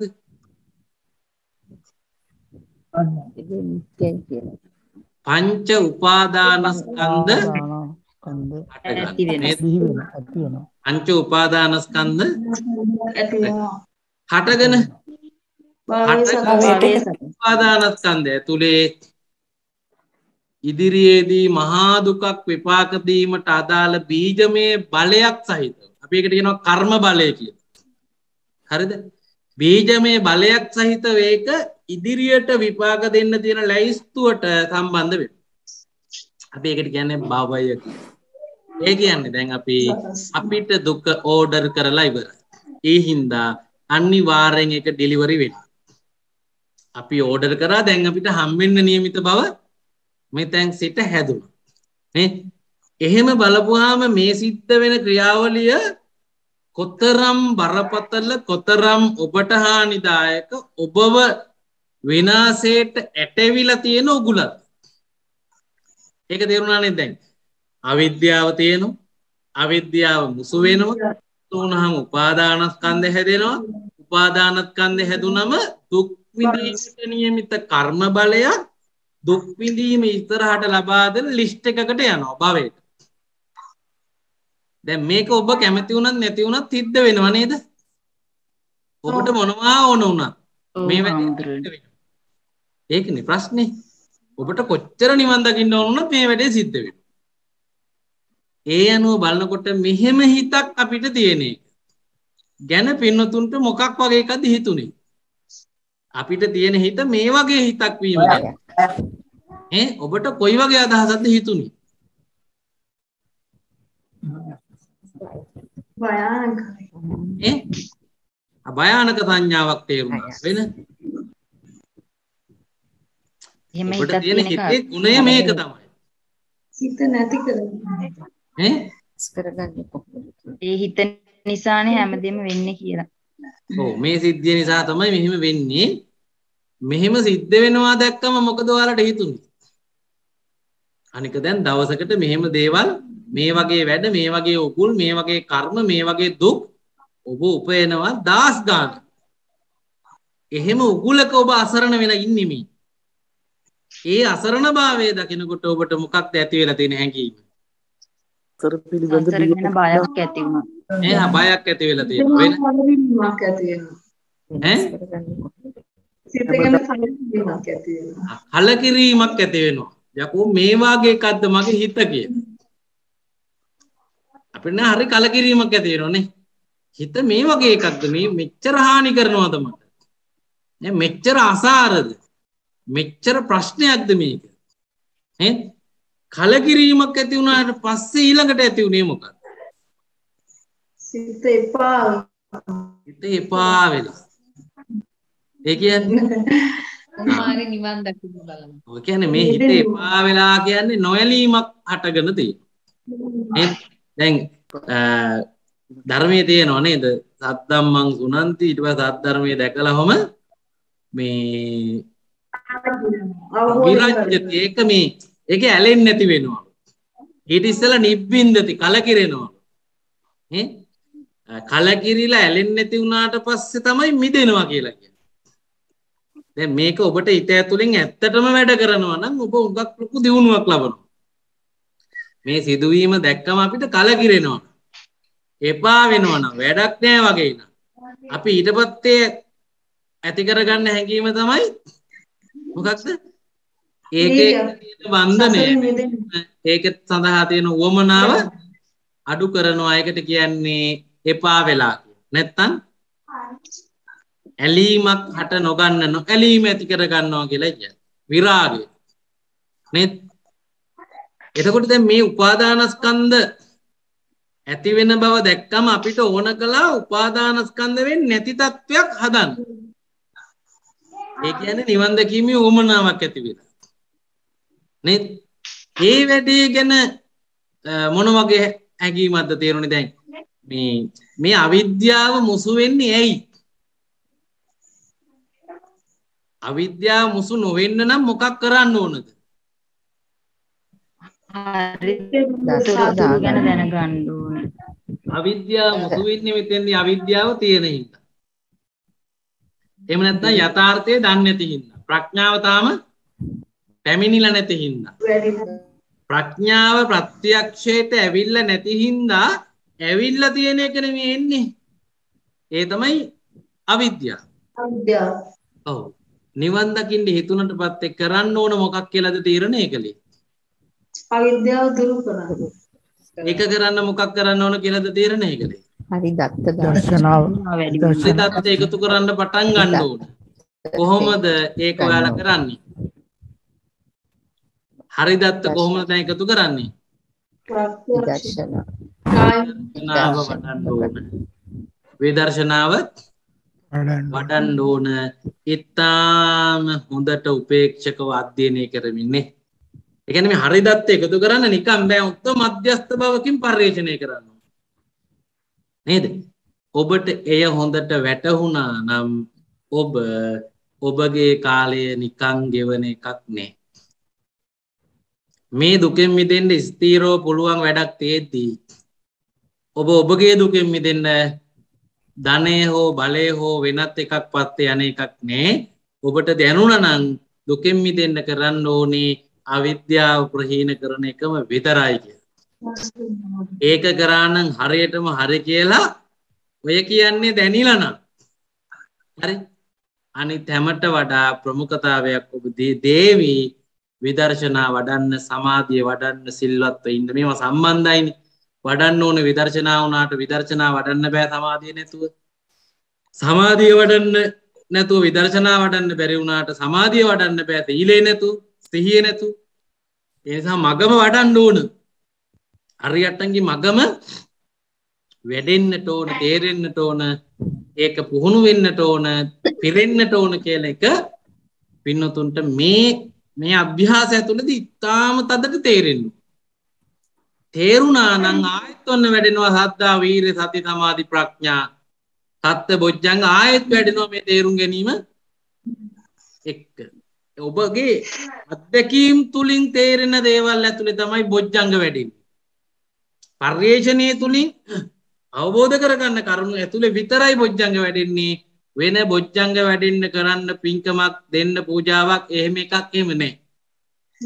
අභ්‍යාත ඇතුලේ ඔබට තේරෙන කරුණු වල තමයි ඔබගේ හිත බෝධි අංග වැඩෙන එකක් බවට පත් වෙන්නේ. එතකොට බෝධියටපත් වෙන්න පුළුවන්. නිවනටපත් වෙන්න පුළුවන්. නේ? හරි. ඊළඟට හිතගෙන තේරුණා ඒක ඇති වෙලා නැතිව යන නැති වෙද්දි කිසිම සම්බන්ධයක් ඊළඟ එකට ගෙනියන්නේ නැති අනිත්‍යතාවයෙන් යුක්ත එකක්. දැන් ඒ කියන්නේ ඔබ දැක්කේ මොකද්ද? ඔබ බලාන යනකොට හට ගන්නා වූ හැම හිතක්ම කොච්චර වෙලාවකට පස්සේ නිරුද්ධ වෙනවද? අසුරුසන් ඒ මොහොතේම ඒ මොහොතේම. ඒක නිකන් ප්‍රශ්නෙත් පැරදි වගේ කොච්චර වෙලාවක් තියෙනවද කියලා ප්‍රශ්නයක්වත් අහන්න හොඳ නෑ වගේ. හටගන්නේ යම් මොහොතකද එසැනින් ගන්න තැනම නැති වෙනවා. උපන් තැනම වගේ නැති වෙනවා කියලා ඔබ දැක්ක නේද? මේ බලන්න. දැනුණයි නැති උණයි දෙක එක ළඟ.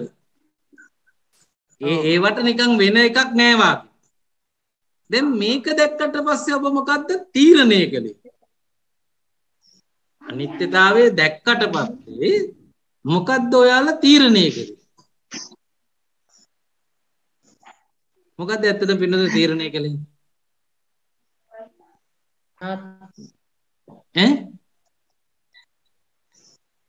ආසක මේ සිතවිල්ල අපිට ඕන විදියට තියාගන්න බැරි හින්දා ඒ අරමුණු පස්සේ හම්බා ගිහිල්ලා වැඩක් නැහැ කියලා අර කය ගැන බැලුවා වගේම.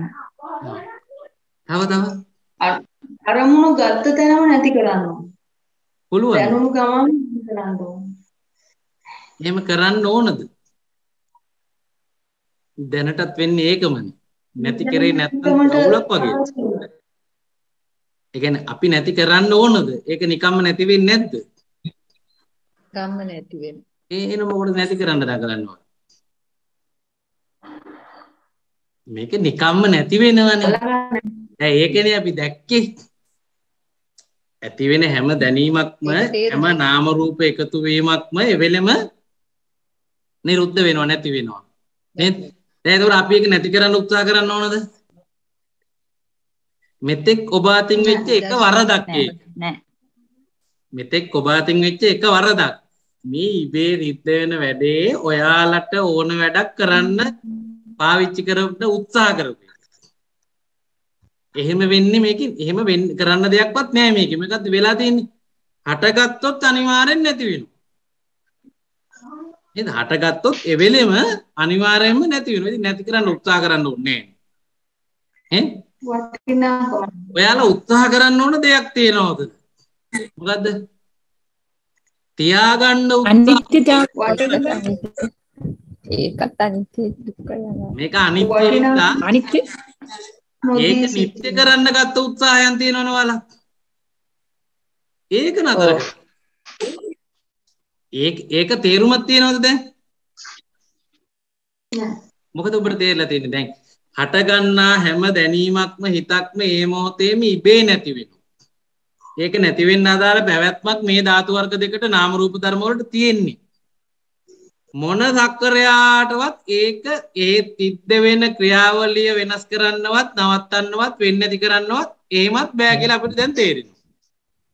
කරන්න හොඳම වැඩේ මොකක්ද? ඇලීමෙන් ගැටීමෙන් තොරව සිටීම. ඒ වගේ ඒ පිළිබඳ ඇලෙන්න යන්නෙත් නැතුව ගැට. ඒක අපිට කරන්න බෑනේ.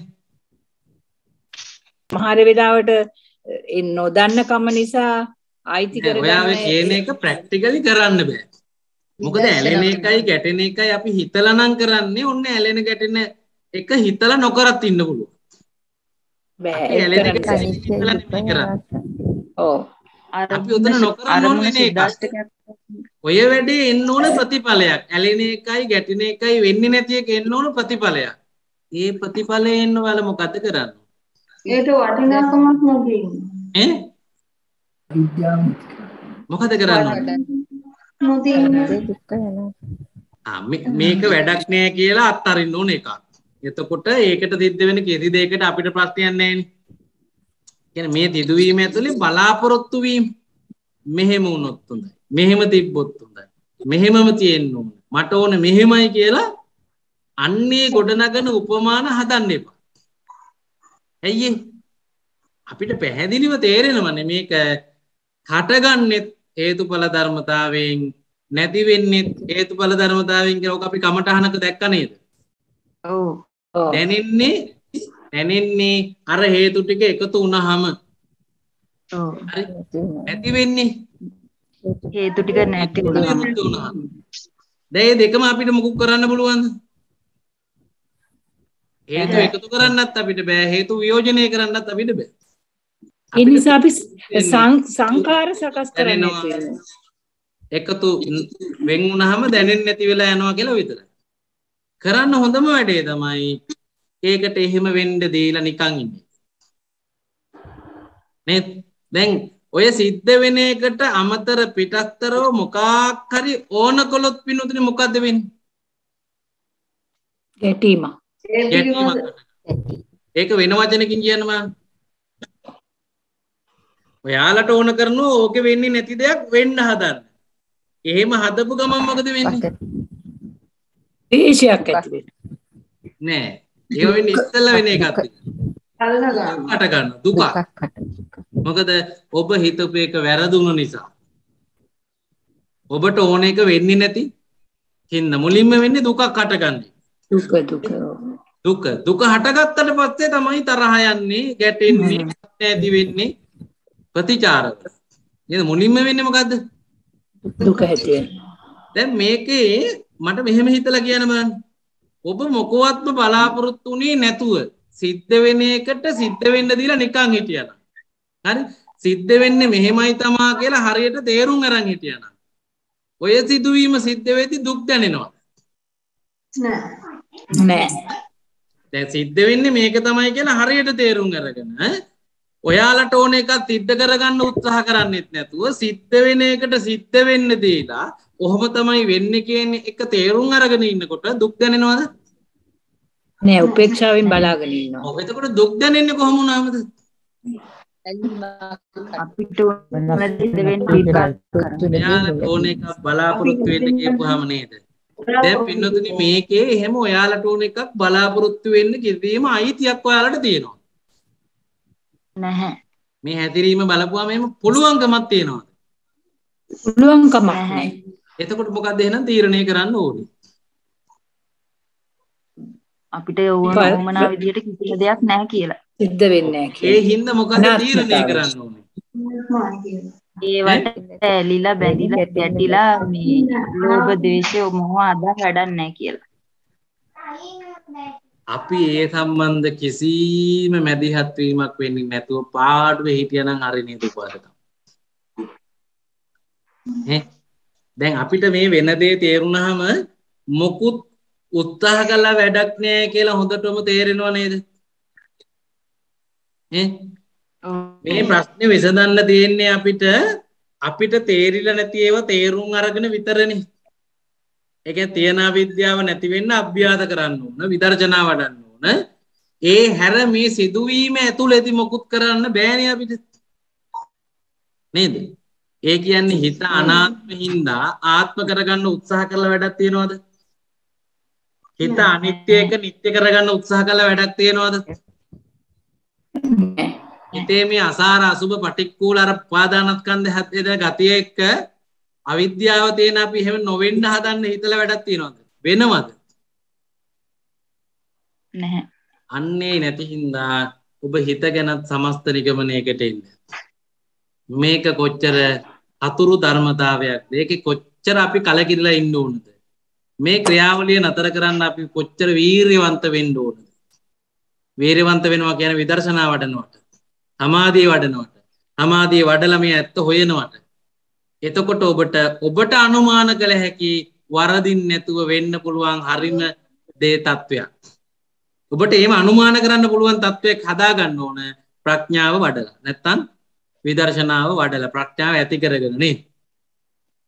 පින්නතුනි දැන් මේ සමස්තය ඔබ දන්නවනේ. ඒ සමස්තය තේරුණාට පස්සේ ඇඟ හිත ඇතුළෙම තියෙන එකාංගයක් වන වේදනාව මේවා ක්‍රියාත්මක වීම තුලින් ගොඩනැගිලා තියෙන අදහස් මේවා සියල්ල ඇතුලේ දැන් ඔබට අවසානයේට තේරෙන්නේ මොකක්ද මේ සියල්ල හේතුවක් තත්ත්වය අනිත්‍ය දුක්ඛ අනාත්ම හිතත් අනිත්‍ය දුක්ඛ අනාත්ම නේද මේවා තේරුණාට පස්සේ ඔබට හිතෙන්නේ මොකද්ද හිතීම කියන්න බලන්න මට ඔක්කොම හේතුවක් ඇතුව හැදෙන හේතුව නැතුව ගියාම නැති වෙන දෙයක් කියලා. ඔව් ඒ හින්දා මොකද්ද හිතෙන්නේ තීරණය කරන්න හිතෙන්නේ මොකද්ද? ඒකෙන් මිදෙන්න ඕන. ඔව් මිදෙන්නේ කොහොමද? ඒ විදර්ශනාව. දැන් මේකෙන් මිදෙන්න තියෙන හොඳම ක්‍රමය තමයි මෙහෙම අල්ලගෙන ඉන්නකොට රිදෙන අත මේක ඇදෙනකොට රිදෙන අත රිදෙන එක නතර කරන්න ඕන වැඩි. මේක අතාරින්න. ඒක අතෑරියට පස්සේ ඒක අල්ලන ඉන්නකොට දැනෙන වේදනාව දැනෙන්නේ නෑනේ. එතකොට මේ ක්‍රියාකාරීත්වය ඔබට තේරෙනව නේද ඉබේ වෙන්නේ කියලා. ඔව්. ඉබේ වෙන්නේ ඇඟේ ක්‍රියාකාරීත්වයද හිතේ ක්‍රියාකාරීත්වයද? හිතේ ක්‍රියාකාරීත්වය. දෙකමනේ. දෙකම. මේ දෙකම ඉබේනේ සිද්ධ වෙන්නේ. නේද? කිසිදු මැදිහත් වීමක් අපිට සිද්ධ වෙන්න බෑ. ඒ කියන්නේ ක්‍රියාවන් තිබුණට කරන්නෙක් මේකේ නෑ නේද? තියෙන්නේ හේතුන් අනුව වීම ටිකක් තියෙන්නේ. නේද? දැන් බුදුහාර මේක කියනවා. මොකද්ද? කම්මස්ස කාරකෝ නත්ති. ක්‍රියාවක් ඇත කරන්නෙක් නැත. විපාකස්සච නවේදකෝ. වීමක් තියනවලු විපාකයක් හැටියට. හැබැයි විඳින පුද්ගලයෙක් නැල්ද? ඒවට රියැක්ෂන් තියෙනවා. කරපුවට නැවත වීම තියෙනවා. හැබැයි විඳින්නෙක් නෑ ඒකත් වීමක්. ඒකත් වීමක්. මේ ධාතුන්ගේ ක්‍රියාකාරීත්වය නැමැති සුද්ධ ධම්මා පවත්තන්ති. සුද්ධ ධර්මියෝ ටිකක් ධාතුන් හැටියට වැඩ කරනවා විනා මෙහි මම කියලා පුද්ගල භාවයක් මට කියලා ලබා ගන්න දේවල් ටිකක් සැප කියලා ලැබෙන වර්ගය ටිකක් මොනවා හරි තියෙනවාද කියන එක ගැන පින්වතුන්ට පුළුවන් දැන් අවසාන නිගමනයකට එන්න. මේ උත්තරේ හරි කියලා එකකට අපි කියන්නේ. ඔබ කරමින් යනකොට තේරුණානේ මොකක් හරි එකක්. මේ සමස්ත තේරුම් ගැනීම මත ඔබ තීරණය කරන්න මේකේ කෙනෙක් හිටියද නැද්ද? මේකේ වැඩ ටිකක් සිද්ධ වෙනවා. ඒව කවුරු හරි කරනවද වෙනවද?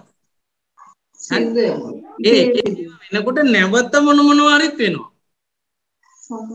ඒවත් වෙනවද කවුරු හරි විඳිනවද? විපාකයක් විඳින්න කෙනෙක් මේක පේනවා. නේද? දුක තියෙන්නේ අර නාම රූප දෙක ක්‍රියාත්මක වෙන සිද්ධියක. එතන පුද්ගලයෝ ඉන්නවා. නැත්නම් ක්‍රියාකාරීත්වයක් විතරද? නේද? ගමනය කරපුවාම කොට සක්කාය දිට්ඨිය පිළිබඳව මේ සක්කාය දිට්ඨියේ ඇත්ත නැත්ත පිළිබඳව හොඳ තක්සේරුවකට එළඹෙන්න පුළුවන්. පංච උපාදානස්කන්ධය කිව්වම කයයි හිතයි දෙකම අයිති. එහි මමෙක් ඉන්නවද පුද්ගලයෙක් ඉන්නවද නැද්ද? ඔබ දැක්කේ ඒවට අනුව නිගමනයකට එන්න. ඔබ තේරුම් ගත්තේ ඒවට අනුව නිගමනයකට එන්න. තේරුම් ගත්තයි කියන උත්තර වලින් ඔබ නිගමනය කරන්න එපා. ඔබ දැකලා නැත්තම්. ඔබ දැකලා නැත්තම් මේ කියන අපිට තේරිච්ච ටික ඔබ තව වඩන්න, තව පුහුණු කරන්න, තව අභ්‍යාස කරන්න එතකොට වැටෙයි. එතකොට තව වැටෙයි නේද? නේද? ඒ නිසා මතක තියාගන්න දැන් අපි සමස්ත අභ්‍යාස මාලාවෙන්ම තේරුම් ගත්ත දේ තේරුම් ගන්න පුළුවන් දේ ගැන මම මේ කතා කළේ. එතකොට අපිට තේරෙනවා සක්කාය දිට්ඨිය කියන සංකල්පය මිත්‍යාවක්ද ඇත්තක්ද කියලා. සක්කාය දිට්ඨිය කියන්නේ මොකද්ද? මේ පංච උපාදානස්කන්ධය තුල සත්වයේ ගලයේ ඉන්නවා කියන්නේ. අන්නේ හැඟීම. දැන් ඒක එහෙමද නැද්ද කියලා ඔබ තේරුම් ගත්තේ වගේ තීරණය කරනවා. එහෙම නැහැ. ඒ උත්තරේ අපිට වැඩක් නෑ උපාද. ඒක ඔයාලම තියන්න. නේද? ඒ තේරුම් ගැනීම එක්ක ඊට පස්සේ හැතිරෙන්න. ඒ තේරුම් ගැනීමට අනුව ඊට පස්සේ අනුමාන ගොඩනගන්න, උපකල්පන හදන්න. ජීවිතයට ඉස්සරහට ප්ලෑන් කරන්න. ඒ තීරණයත් එක්ක. නේද? මොකද එහෙම වුණාම නොබිදෙන බලාපොරොත්තු සහිත සිද්ධ වෙන ඒවා කලින් තේරුම් ගන්නට හැකි පැවැත්මක් ඉදිරියට ඔබේ ජීවිතයට ඔබේ හිත සහ කය පිළිබඳ වෙයි. ඒ කියන්නේ දුක ඉවරයි වාගේ එකක් වෙයි. නේ? ඉතින් ඒ නිසා මා දන්නේ නේ ඔබ කොච්චරක් මේ උත්තර දීපුවා ඇතුලේ දැක්ක ඒවා කිව්වද, හිතුනේ ඒවා කිව්වද කියලා. මම දන්නේ ඒක ඇත්තට.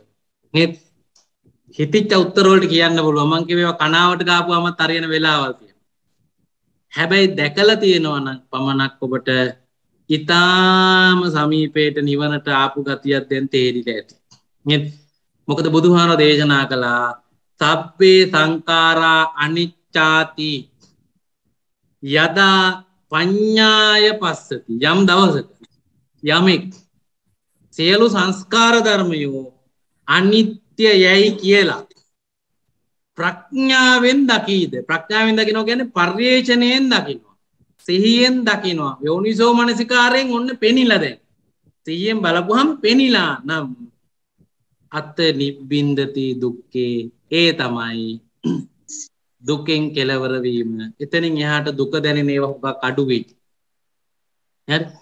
ඒත මග්ගෝ විසුද්ධියා. ඒකම තමයි නිවනේ දොරටුව, නිවනට ප්‍රවිෂ්ඨ මාර්ගය වෙන්නේ මේ අනිත්‍යතාවය අවබෝධ දැකීම. නේ? ඊළඟට කියනවා සබ්බේ සංඛාරා දුක්ඛාති අබ්බේ ධම්මා අනාත්තාති.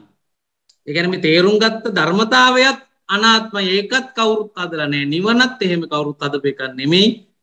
ධර්මතා පවා කිසිවෙකුගේ නිර්මාණ නෙමෙයි. ඒවා හේතු බල ධර්මතාවෙන් යුක්ත ධර්මතා. ක්‍රියාකාරීත්වය. නේ? එතකොට සබ්බේ සංඛාරා වලට අයිති වෙන්නේ භෞතිකයේ සහිත සතර මහා ධාතු සහ සුත්තාෂ්ටක සහ විඥාන ධාතු. මේ තියල්ල ඒ තියල්ල එකතු වෙලා හැදෙන සියලු නිර්මාණ තමයි අපි මේ දැක්කේ මොකක් කියලාද? අනිත්‍ය දුක්ඛ අනාත්මයෙන් යුක්තයි කියලා නේ. අනිත්‍ය දුක්ඛ අනාත්ම ස්වභාවයෙන් යුක්තයි කියලා වුණා අපි දැකලා තියෙනවා.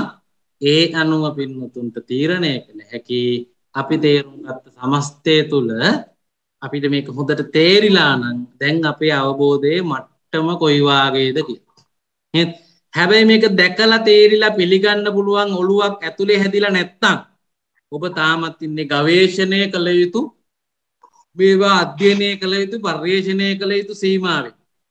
ඒ නිසා වීර්ය වඩලා, වීර්ය වඩනවා කියන්නේ මොකද්ද? සිහියෙන්, සමාධියෙන් විදර්ශනා වඩනවා. ත්‍ත්මිටි කනවට එහෙම නෙමෙයි, තදීමේ දඟලනවට නෙමෙයි, කලබලෙන් මේ ඒක තියෙන 아무තු එහෙම එකකට නෙමෙයි වීර්ය කියන්නේ. නිවැරදි වීම. මේ අභ්‍යාසමාලාවේ විය යුතු නිවැරදිතාවයට ඔබේ චර්යාව, භාවිතය, අධ්‍යයනයේ නිවැරදි කිරීමට තමයි කියන්නේ මොකක් කියලාද? වීර්ය වඩනවා. අන්නේ වීර්ය අඩුපාඩු තියෙනවා නම්, ඒ කියන්නේ අභ්‍යාසය ඇතුලේ ඔබ කළා මදි නම්, කෙරුණා මදි නම්, අවබෝධ වුණා මදි නම් ඔබට තියෙනවා දැන් වේදසුන් වැඩිම සඳහා ආවේ තිබිච්ච බාධක වලින් තොර පරිසරයකට එන්න. නේ? දැන් ගෙදර ඔය ටික දරුවෝ එක්ක කරන්න බැරි වුණා නම් අපිට පේනවා දැන් තමාරු උපාසකම්මන ළඟට මේ වෙලාවෙත් දරුවෝ ඇවිල්ලා යනවා, කතා කරනවා. ඒ කට්ටියගේ දේවල් වලට ඔයාලගේ අවධානය ගන්න හදනවා. ඕක දැන් මේ වගේ වැඩසටහනක් වෙලාවෙදිත් එහෙම වෙනකොට ඔබ තනියෙන් භාවනා කරද්දිත් එහෙම වෙනවා ඇතිනේ. නේද? එතකොට හෙට මහා ලොකු වැඩක් තියෙද්දි අද භාවනා කරන්න හැදුවට උනේත් නෑනේ. නේද? එකට හිත හැදුනේ නෑනේ. එතකොට මේ භාවනා කර කර ඉද්දි ගෙදර ෆෝන් එක රින් වුණානේ. ගෙදර අය කතා කරලා අහවල් වැඩේ කරලා දෙන්න ඒකක් බොමු කියලා එහෙම කිව්වනේ. අන්නේ බාධක මැද ඔබට නොවැඩුණු මග වැඩෙන තැනකට ඔබ අනිවාර්යෙන් එන්න වෙයි. නේද? මේ ටික හොඳට වැඩුවාම මේ අහපුවාම ඔබට තේරෙනවා හරියට කළා නම්, හරියට වුණා නම්, හරියට ඔබගේ හිත තුළ අභ්‍යාසය තුළින් දැකපු තේරුණු දේවල් වැඩුණා නම් නේ අනිවාර්යෙන් මොකක් වෙන්න ඕනද? අනිවාර්යෙන් මොකක් වෙන්න ඕනද?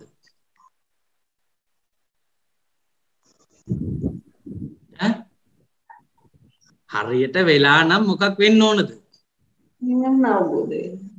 ධර්මයේ තේරිලා තියෙන්න ඕන නිවන් අවබෝධ වෙන්න ඕන අවම වශයෙන් පංච උපාදානස්කන්ධයේ අනිත්‍ය දුක්ඛ අනාත්ම සමුදය අත්ංගමය වරක් දැකපුවාම සිද්ධ වෙන සෝතාපන්න භාවයටවත් ඔබ හරිනම් පැමිණිලා තියෙන්න ඕන මේ එතකොට ඒ දැනට ඇවිල්ලා ඉන්න අය ඇති මෙතන හැබැයි අර බාධක දුෂ්කරතා මත කොච්චරක් දෝක සාර්ථක ඔබ කළේ කියලා හෘද සාක්ෂියෙන් අහලා හෙටම කොලයක් අරගෙන නේද 9යි ඇඩ්‍රස් එකයි වැඩ කරන ෆෝන් නම්බර් දෙකකුයි එක්ක අපිට දාන්න ලියුමක් සද්දින නේවාදික වැඩසටහනට ආයදුම් කරමි කියලා.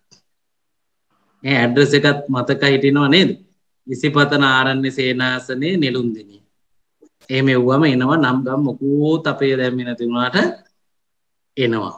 ඉසිපතන ආරණ්‍ය සේනාසනේ නෙළුම්දිනිය කියන ඇඩ්‍රස් එකට ඔබ තැපැල් කරාම අපේ ආරණ්‍යට ලියු.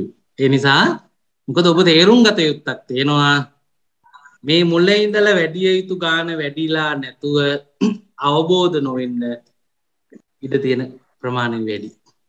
නමුත් හරියට වැඩුණා නම් අවබෝධ වෙන්නම ඕන. මොකද මේ තරම් විධිමත්ව කරලා නැහැ චුල්ලපන්තක මේ භාවනා.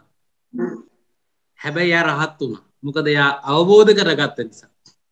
අභ්‍යාස ඇතුලේ යාගේ පුහුණුව සක්සස් නිසා සාර්ථක නිසා.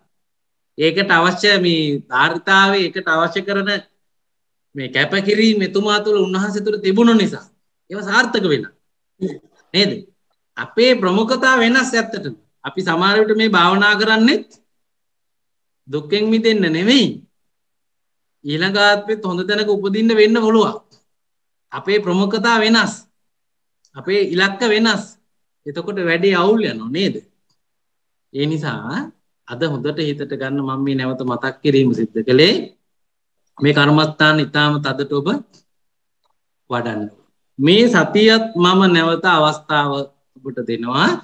මේ තේරුම් කිරීමෙන් පස්සේ ඊටා තදට වඩලා නැවත පුනරීක්ෂණය කරන්න සමස්ත කර්මස්ථාන සියල්ල මේ සතියමත් ඒක ගන්න. නිතර විදර්ශනා වඩන්න. අපි අභ්‍යාස වඩවපුවා නැවත වඩන්න. හරි? අභ්‍යාස වඩපුවා නැවත වඩන්න. හොඳට වඩන්න. දහවතාවක් වඩන්න. 20 වතාවක් වඩන්න.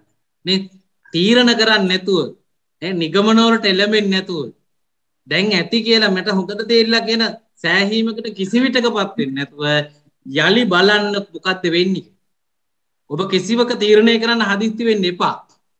මේක අනිත්‍යයි තමයි කියලා තීරණය කරන්න ඉස්සලා තව 100 වතාවක් අනිත්‍යමද කියලා බලන්න ඔය ඔබට දැනෙන අරමුණු පිළිබඳව. එතකොට ඔබට ප්‍රත්‍යක්ෂයක් එනවා බහුලීගත දැනුමක් හැටියට නේද? ධර්මයේ කියන්නේ මොකද විනෝදනි? භාවිතෝ බහුලීගතෝනේ. එතකොට තමයි ඒකේ ප්‍රත්‍යක්ෂය එන්නේ. හරි දෙයක් තේරෙන්නේ, වැඩි දෙයක් තේරෙන්නේ නේ. ඒක අඩුවෙන් භාවිතා කළාම තේරෙන්නේ උඩින් පල්ලෙන්.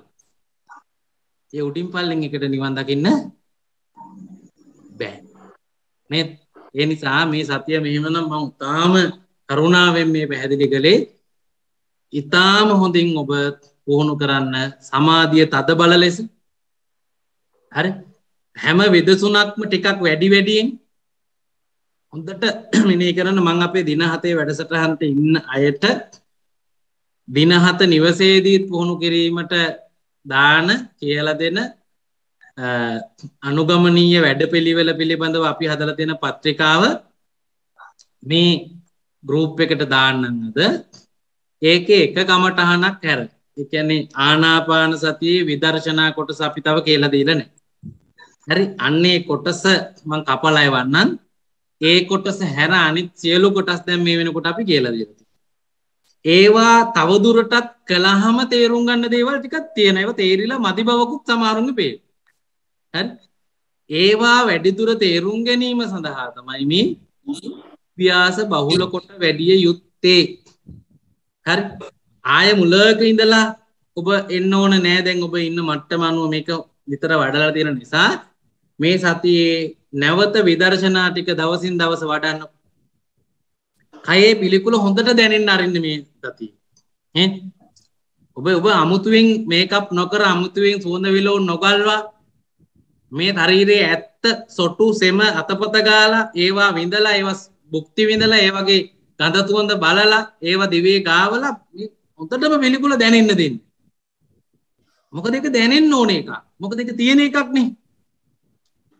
ඒක වහන්න එපා. ඒක බලන්න. හරි. ඒ අසුබ බව, ඒ පටික්කුල බව වැඩෙන්න ඕන සංඥාවක් නම් ඔබ ඒක වඩන්න එපායි. දැන් ඔබ ඇඟ ගඳද බලන්නෙත් ගහපු සෙන්ට් එකක් තියෙන තැන. ඉතින් ගඳයි කියලා තේරෙයිය. ඒ තේරෙන එකෙන් යථාර්ථයක් පැහැදිලි වෙයිද? යථාභූත ඥාන දර්ශනයට නේද? ඒ නිසා මේක ඇත්ත දැනෙන්න දෙන්න. ඇත්ත දැනෙන්න සිහියෙන් බලන්න. සමාධියෙන් බලන්න මේක. ඒකයි මම කිව්වේ අර නිතර සිහියෙන් ඉඳලා හැමදාම දේවතාවක්වත් සමාධිය වඩන්න අනිත් හැම වෙලාවෙම කිසියම් විදර්ශනාවක් වඩන්න. නේද? තමන්න ධාතු මනසිකාරය හොඳට වඩලා මේ තියෙන හැම එකක්ම ධාතු තමයි කියලා ඔබට තේරුණොත් කොච්චර ලේසිද ඒව සම්බන්ධ ලෝභය අඩු කරන්න. ඇයි? ඔබට තේරුම් ගන්න තියෙන්නේ තනි ධාතුවක් බිඳුව නම් ධාතුන්ගෙන් හැදිච්ච ඒ වගේ එකතුවත් බිඳුවම විතරයි කියලා ගානක් හදන්නනේ තියෙන්නේ. නේද? හැබැයි ඊට ඉස්සෙල්ලා ධාතු මනසිකාරය වැඩෙන්න ඕන. මේ ධාතු විතරයි කියන එක මේ අනිත් පේන ඔක්කොම මායාවන් කියන එක ඒ දාපු නම් වලින් නිරීක්ෂණය වෙන මතක් වෙන එකක් තියෙන්නේ කියන එක ඔය හිතට දැනෙන්නට ටිකක් හොඳට වැඩෙන්න ඕන බව. නේද? අපිට තාම තේරෙන්නේ මේ කම්පියුටරයක් නෙමෙයිද කියලා. මේ ෆෝන් එකක් නෙමෙයි නේද කියලා. ධාතු ටිකක් විතරයි නේද කියන එක කෝ අපිට තේරෙනවා. හැබැයි ඒක ඇත්ත ඒක තමයි. නේද? අපිට තේරෙන්න ඕන ධාතු ටිකට කෝප්පේ කියලා නමක් දාලා මිසක් මෙතන කෝප්පයක් නෑ තියෙන්නේ ධාතු. ඒක තේරෙන්න නම් කරන්න වෙනවා අභ්‍යාස. නේ? දවස පුරා වඩන්න, දින දෙක තුන වඩන්න. පැය ගණන් එක දිගට මේක වඩන්න. එතකොට ඒක ඇතුලේ හිතෙන දේවල් ටිකක් තියෙනවා. මං කිව්වේ හැම දෙයක්ම තේරෙනකොට තීරණය කරන්න දේවල් ටිකක් තියෙනවා. ඒ තීරණේ ඉබේ එන්න ඕන. තේරුම් ගත්තම එන තීරණේ කොහොමද එන්න ඕනේ? ඉබේ. ඒ තේරුමට අනුව මෙහෙම තමයි කරන්න වෙන්නේ කියලා වාගේ එකක් ඔබ තුල පිළිහිටන්න එපාය නේද? ඉතින් ඒ නිසා ඊටාම කරුණාවන්තව මේ සතියේ පැවරුම හැටියට අපි ඔබට පුනරීක්ෂණ අවස්ථාවක් මේ සියලු කමඨහන් තදට වඩන්න නැවත වඩන්න ගොඩ සැරයක් වඩන්න ගොඩ වෙලාවක් වඩන්න මේ සතියේ ප්‍රමුඛතාවය නිවන් දැකීම වෙනුවෙන් ඔබ පෞද්ගලිකව ලබා දෙන්න. මේ හොඳ සතියක් පැය 7කට වඩා ඉස්සරහට ලයිට් කපන සතියක් එන්නේ. එහෙම ලයිට් කපපුවාම ෂෝක් එකට භාවනා කරන්න පුළුවන් නේද? ජෙනරේටර් ගන්න එපා ගෙවල් වලට. තෙලුත් නැති හින්දා අරගන්න එපා.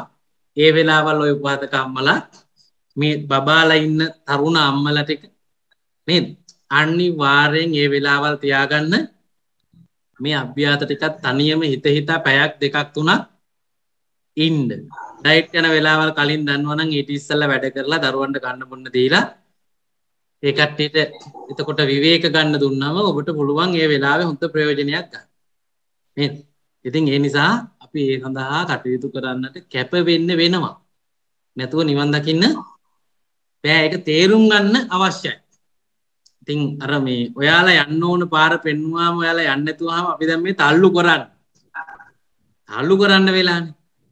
හරිනම් ඔයාලා ආම් පාර අරක ගිහුවාම නිවන් දැක්කම කිව්ව හැකි ඉන්න කට්ටියත් වරෙන් කියලා ඇදගෙන යන්න එපා නේද?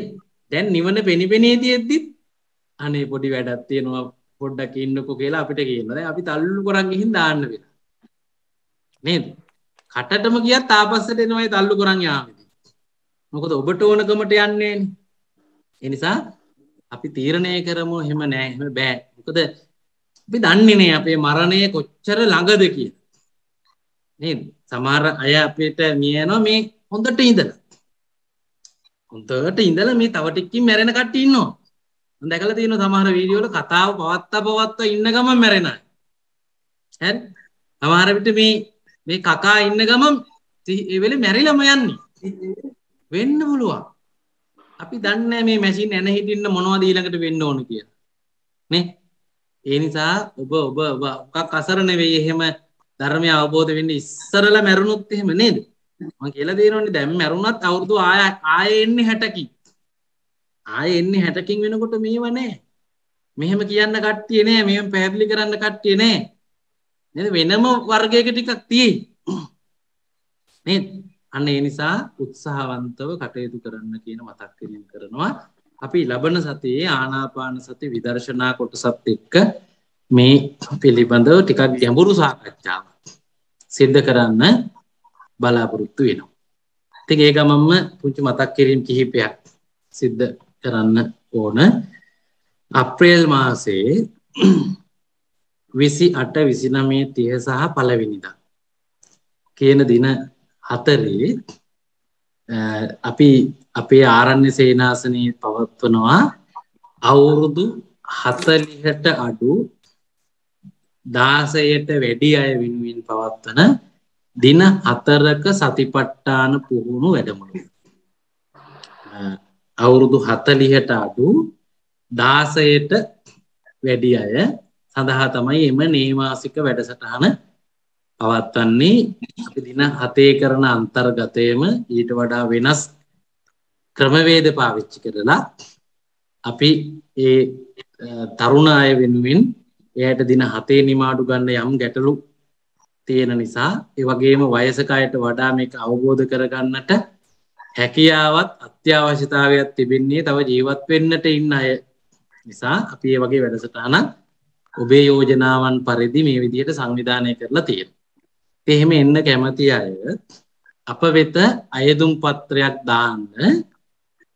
ලියුම් කවරේ උඩ සිව් දින භාවනා සිව් දින නේවාසික භාවනා වැඩසටහන කියලා අනිවාර්යෙන් සටහන් කරලා.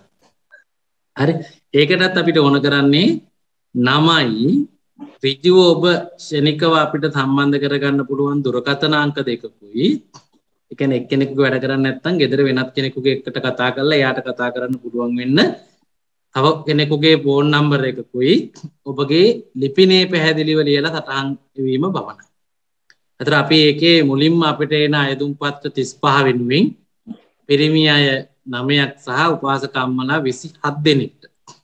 හරි. ඒ අවස්ථාව මේ පළවෙනි වැඩසටහනේ දෙනවා. දින 2යි රජයේ දින නිමාඩු එතකොට ඔබ දාන්න ඕනේ මොකක් හරි කරලා. දරුවෝ කාට හරි බලා ගන්න දීලා හරි එන්න පුළුවන් අවස්ථාවක් මේ අවස්ථාව. ඉතින් ඒ සඳහා අපට අයදුම් පත්‍ර යොමු කරන්න. අපි ඒකේ ලයිස්තුව දැන් හදන්න පටන් ගන්න තියෙන්නේ මේ වෙනකොට යම් ප්‍රමාණයක් භාගයකට ආසන්න ප්‍රමාණයකට මේක දැන් වේගකින් පිරීලා යනවා. මොකද මම ප්‍රඥා ටීවී එකේ ධර්ම දේශනාවකදීත් මේ දැනුවත් කිරීමත් ලිපිනියක් කියවා. ඒ නිසා අපිට අයදුම් පත්‍ර එනවා. එතකොට ඒ නිසා අපි ඔබට අවස්ථාවක් දෙන්න ඉතා ඉක්මනින් අප වෙත අයදුම් පත්‍ර යොමු කරන්න කියන මතක් කිරීම සිද්ධ කරනවා. අපි 40ට අඩු 16ට වැඩි අය ගන්නේ 41 42 විශේෂ අවශ්‍යතා තිබුණොත් ඒ කට්ටිය ගන්නවා. ඊට වඩා ගොඩක් වයසක කට්ටිය ගන්නේ නෑ. 80ක් විතර වුණාට හාමුදුරුවෝ මටත් 40යි වගේ කියාගෙන ඉන්න එපා උපාසකම්මලා දින 4 නේවාතික වැඩසටහන. ඒ දන්නවද? දින 7 වැඩසටහනක් උපාසිකාවන් වෙනුවෙන් වෙනමම තියෙනවා. ඒක පොදුවේ ඔක්කොටම පුළුවන් එකක්. ඒක තේන දින අප්‍රේල් මාසයේ අහලා තිබුණා ගොඩක් අය නිමාඩු මාසෙ නිසා අපිට ගන්න පුළුවන් වෙන්නේ 18 24. 18 24 කියන සතිය තමයි ගන්න පුළුවන්නේ. මේ මාසේ එහෙම තියෙන්නේ 23 29 මම ඒ සම්පූර්ණ ඉදිරියට තියෙන වැඩසටහන් දින ලැයිස්තුව ඊටාම ඉක්මනින් පෝස්ට් එකක් විදිහට අපේ භාවනා වැඩසටහනට දානවා. එතකොට ඔබට විශේෂිත හැකි මාස තියෙනවා නම් අයදුම් පත්‍රයේ ලියලා එවන්න එක මාර්තු මාසයේ මේ මාසයේ සඳහා සහභාගී වීමට බලාපොරොත්තු වෙමි කියලා ලියලා එවන්න. අපි එතකොට උපරිම උත්සාහ කරනවා මේ ඉල්ලන මාසවල ඉල්ලන අයට දෙන්න. ඒක හැම විටම වෙන්නේ නැහැ. නමුත් ගුරුවරියක් වගේ කෙනෙක් වුණොත් විශේෂ වෙනත් අවශ්‍යතාවයන් ඇති කෙනෙක් වුණොත් ඒ වගේ අයට අපි එහෙම ඉල්ලන මාසයක් තුලම දෙන්න උත්සාහ කරන්න. හරිද? ඊළඟට එක ගෙදර දෙන්නම එනවනම් අපි ඒ වගේ වෙලාවට අනිවාර්යෙන් දෙන්නටම අවස්ථාව දෙනවා. මහත්තයයි නෝනයි දෙන්නම නම් එන්න කැමති. අපිට එහෙම අයදුම් පත්‍ර දාන්න. එතකොට අපි මේ දෙදෙනාටම එකවර අවශ්‍යයි නම් එහෙම දෙනවා. එක පැත්තක කීප දෙනෙක් එන්න පුළුවන් එන්න වෙන අය ඉන්නවා නම් ඒ වගේ ඒවත් අපිට අයදුම් පත්‍රයේ වෙන වෙලාවේ සටහන් කරන්න. අපි නැවත කැඳවීම් කළාට පස්සේ ඔබට සංශෝධනය කර ගැනීම කරන්න බෑ. මොකද අපි මෙහි ලිස්ට් එකම හදලා ඉවර වෙලා තමයි ලියුම් දාන්නේ. ඉස්සෙල්ලා කෝල් කරලා ලිස්ට් එක හදා ගන්නවා අපි. ලිස්ට් එක හැදුවට පස්සේ ආපහු අපිට බෑ ඉදනුම්කම් වලට ගෙතිවක් වෙනත් කරන්න. නිසා පුළුවන්නේ අයදුම් පත්‍රය දාන්න. ඊට පස්සේ විශේෂ අවශ්‍යතා තියෙනවා අයදුම් පත්‍රයේදීම යොමු කරලා අපි වෙත එවන්න. ඊට පස්සේ අපිට ඒවා පිළිබඳ සැලකිලිමත් වෙලා ඔබට උදව් කරන්න පුළුවන්. හරි. එහෙමනම් මේ මාසෙත් වැඩසටහන පටන් ගන්නවා 17 සිට 23 වෙනිදා දක්වා. 27 වෙනිදාත් විශේෂ පින්කමක් විහාරස්ථානයේ තියෙනවා. පුළුවන් අයට එන්න පුළුවන්. මගේ උපන්දිනය තියෙන 28 වෙනිදා. ඒ වෙනුවෙන් මම අපට හම්බෙලා තියෙන පිරිකර ගමන් වියදම් ආදිය අපි එකතු කරලා තියෙන හැම අවුරුද්දෙම උපන්දින පින්කමක් කරන්න. ඒක වෙනදා කරන්නේ අපි වෙනත් තැනකට අසරණයිගේ ගෙවල් හදනවා වගේ දේවල් සඳහා තමයි සිද්ධ කරන්නේ. නමුත් මෙවර අපේ අපවත් වුණ ලොකු ස්වාමින් වහන්සේගේ දස වර්ෂ පූර්ණ ගුණානුස්මරණ පින්කම කොවිඩ් තත්ත්වය නිසා සිද්ධ කළේ නෑ. ඒක මගේ වියදමින් මම දානයක් හැටියට දෙනවා. ලොකු හාමුදුරුවෝ හදපු පරණ ධර්මශාලාව දානශාලාවක් බවට පරිවර්තනය කරලා උන්වහන්සේගේ නමින් ඒක නම් කරලා එදාට 25 නමක් වෙත දානේ පූජා කරනවා. 27 වෙනි ඉරිදා උදෑසන 9 සිට ඒ වෙනුවෙන් ගුණානුස්මරණ පින්කම තියෙනවා. ඉතින් උදව් කරන්නත් පුළුවන්, සහභාගී වෙන්න එන්නත් පුළුවන්. ඒකේ අපි සම්පූර්ණ දානශාලාවේ ඩෙස්ක් පුටු අලුතෙන් හදනවා. පුටු ලී පුටු 40ක් පමණ වැඩ ඉන්න ස්වාමීන් වහන්සේලාට වැඩ ඉන්න පුළුවන් වෙන්න අපි සකස් කරනවා. අඩි 3ක විතර වාගේ පිළිම වහන්සේ නමක් ඒ ශාලාවේ තැන්පත් කිරීමට අපිට අවශ්‍ය වෙලා තියෙනවා. ඉතින් ඒවා සඳහා සහභාගී වෙන්න අවශ්‍යයි ඉල්ලුවොත් අපි ඒ සඳහා අවස්ථාව ලබා දෙනවා. ඉතින් ඒකත් මතක් කරමින් අපි හැමදෙනාටම ආරාධනා කරනවා 27 වෙනිදා පුළුවන් අය එම පින්කම සඳහා පැමිණෙන්න කියලා. මගේ ගුරු ස්වාමින් වහන්සේ අපිට ඇත්තට මේ භාවනාව ඉගෙනුවේ හාමුදුරුවෝ මේ පැවිද්ද ලබා දුන්නේ, උපසම්පදාව ලබා දුන්නේ, අධ්‍යාපනය ලබා දුන්නේ මේවා පුහුණු කරුවේ ඒ අපවත් තුන ගලතර පඤ්ඤානන්ද නායක ස්වාමීන් වහන්සේ. ඒ වෙනුවෙන් තමයි මම මෙවර උපන්දින පින්කමේදී උපහාර කරන්නේ.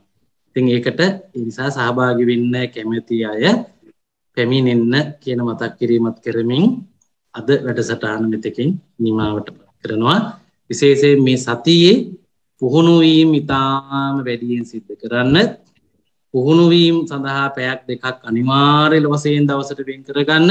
ඊට අමතර වේලාවක් වෙන් කරගෙන හුත්තට හිත ඇතුලේ වැඩෝ කමටහන් නැවත පින්දුනේ වැඩෙන්න හදා. මොකද ඒ හොඳින් නොවැඩුණු අවස්ථාවක විභාග ලියලා වැඩක් නැහැ. නේද? අර ආනාපාන සතිය විදර්ශනාව නිකන් විභාගයක්. ඒ කරන්න ඕනේ ඔක්කොම තේරිච්ච අය. ඉතින් ඒ නිසා ඒ කමටහන කියලා දෙන්න හොඳින් වැඩෙන විදිහට පුහුණු කරවන්න අපිට පුළුවන්. ඒක සඳහා ඔබ අවශ්‍ය කරන මූලික දියුණු වීම මේ සතිය හදාගන්න. නේද? ඇත්තටම මම අද ඒක කරන්න හිටියේ. මේ සතියේ ඒකයි මම දිරිගැන්නුවේ. මේ සතියේත් ඒක කරලා නැති හින්දා මේ සතියේත් මම ඒක කියලා දෙන්නේ නැහැ. මේ සතියේත් දැන් මම මේක දිරිගැන්වීම කළා. ලබන සතියේත් මම ආයවලව චෙක් කරනවා. එතකොටත් ඔයාලා මෙහෙම නම් ඒ සතියේත් මේක කියලා දෙන එක නැති වෙයි. ඒ හින්දා එහෙම නොවෙන්න උපාසක උපාධිකාවන් වග බලා ගන්න කියන මතක් කිරීම කරලා අපි අද නිමා කරමු. සහභාගී වූ හැම දෙනාට උතුම් නිවනින් මෙලවදීම සැනසෙන්න අවශ්‍ය ඥානය පහළ වේවා, ප්‍රඥාව ලැබේවා. ඒ සඳහා අවශ්‍ය කරන කල්යාණ මිත්‍ර උපදේශනය, කල්යාණ මිත්‍ර ආශ්‍රය, සිහිය, නුවණ හොඳින් වැඩේවා. එසේ වෙලා මෙලවදීම උතුම් නිවනින් සැනසෙන්නට පින්වත් ඔබට සියලු ශක්තිය උදා වෙත්වා කියන ප්‍රාර්ථනාව.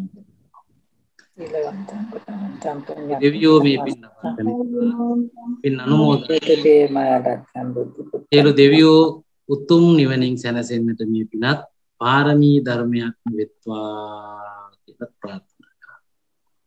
ආකාශත්තා දේවානාගා මහිත්‍තිකා පුඤ්ඤන්තං මොදිත්වා චිරන් රක්칸තු දේශනං චිරන් රක්칸තු ශාසනං චිරන් රක්칸තු මම් පරන්ති.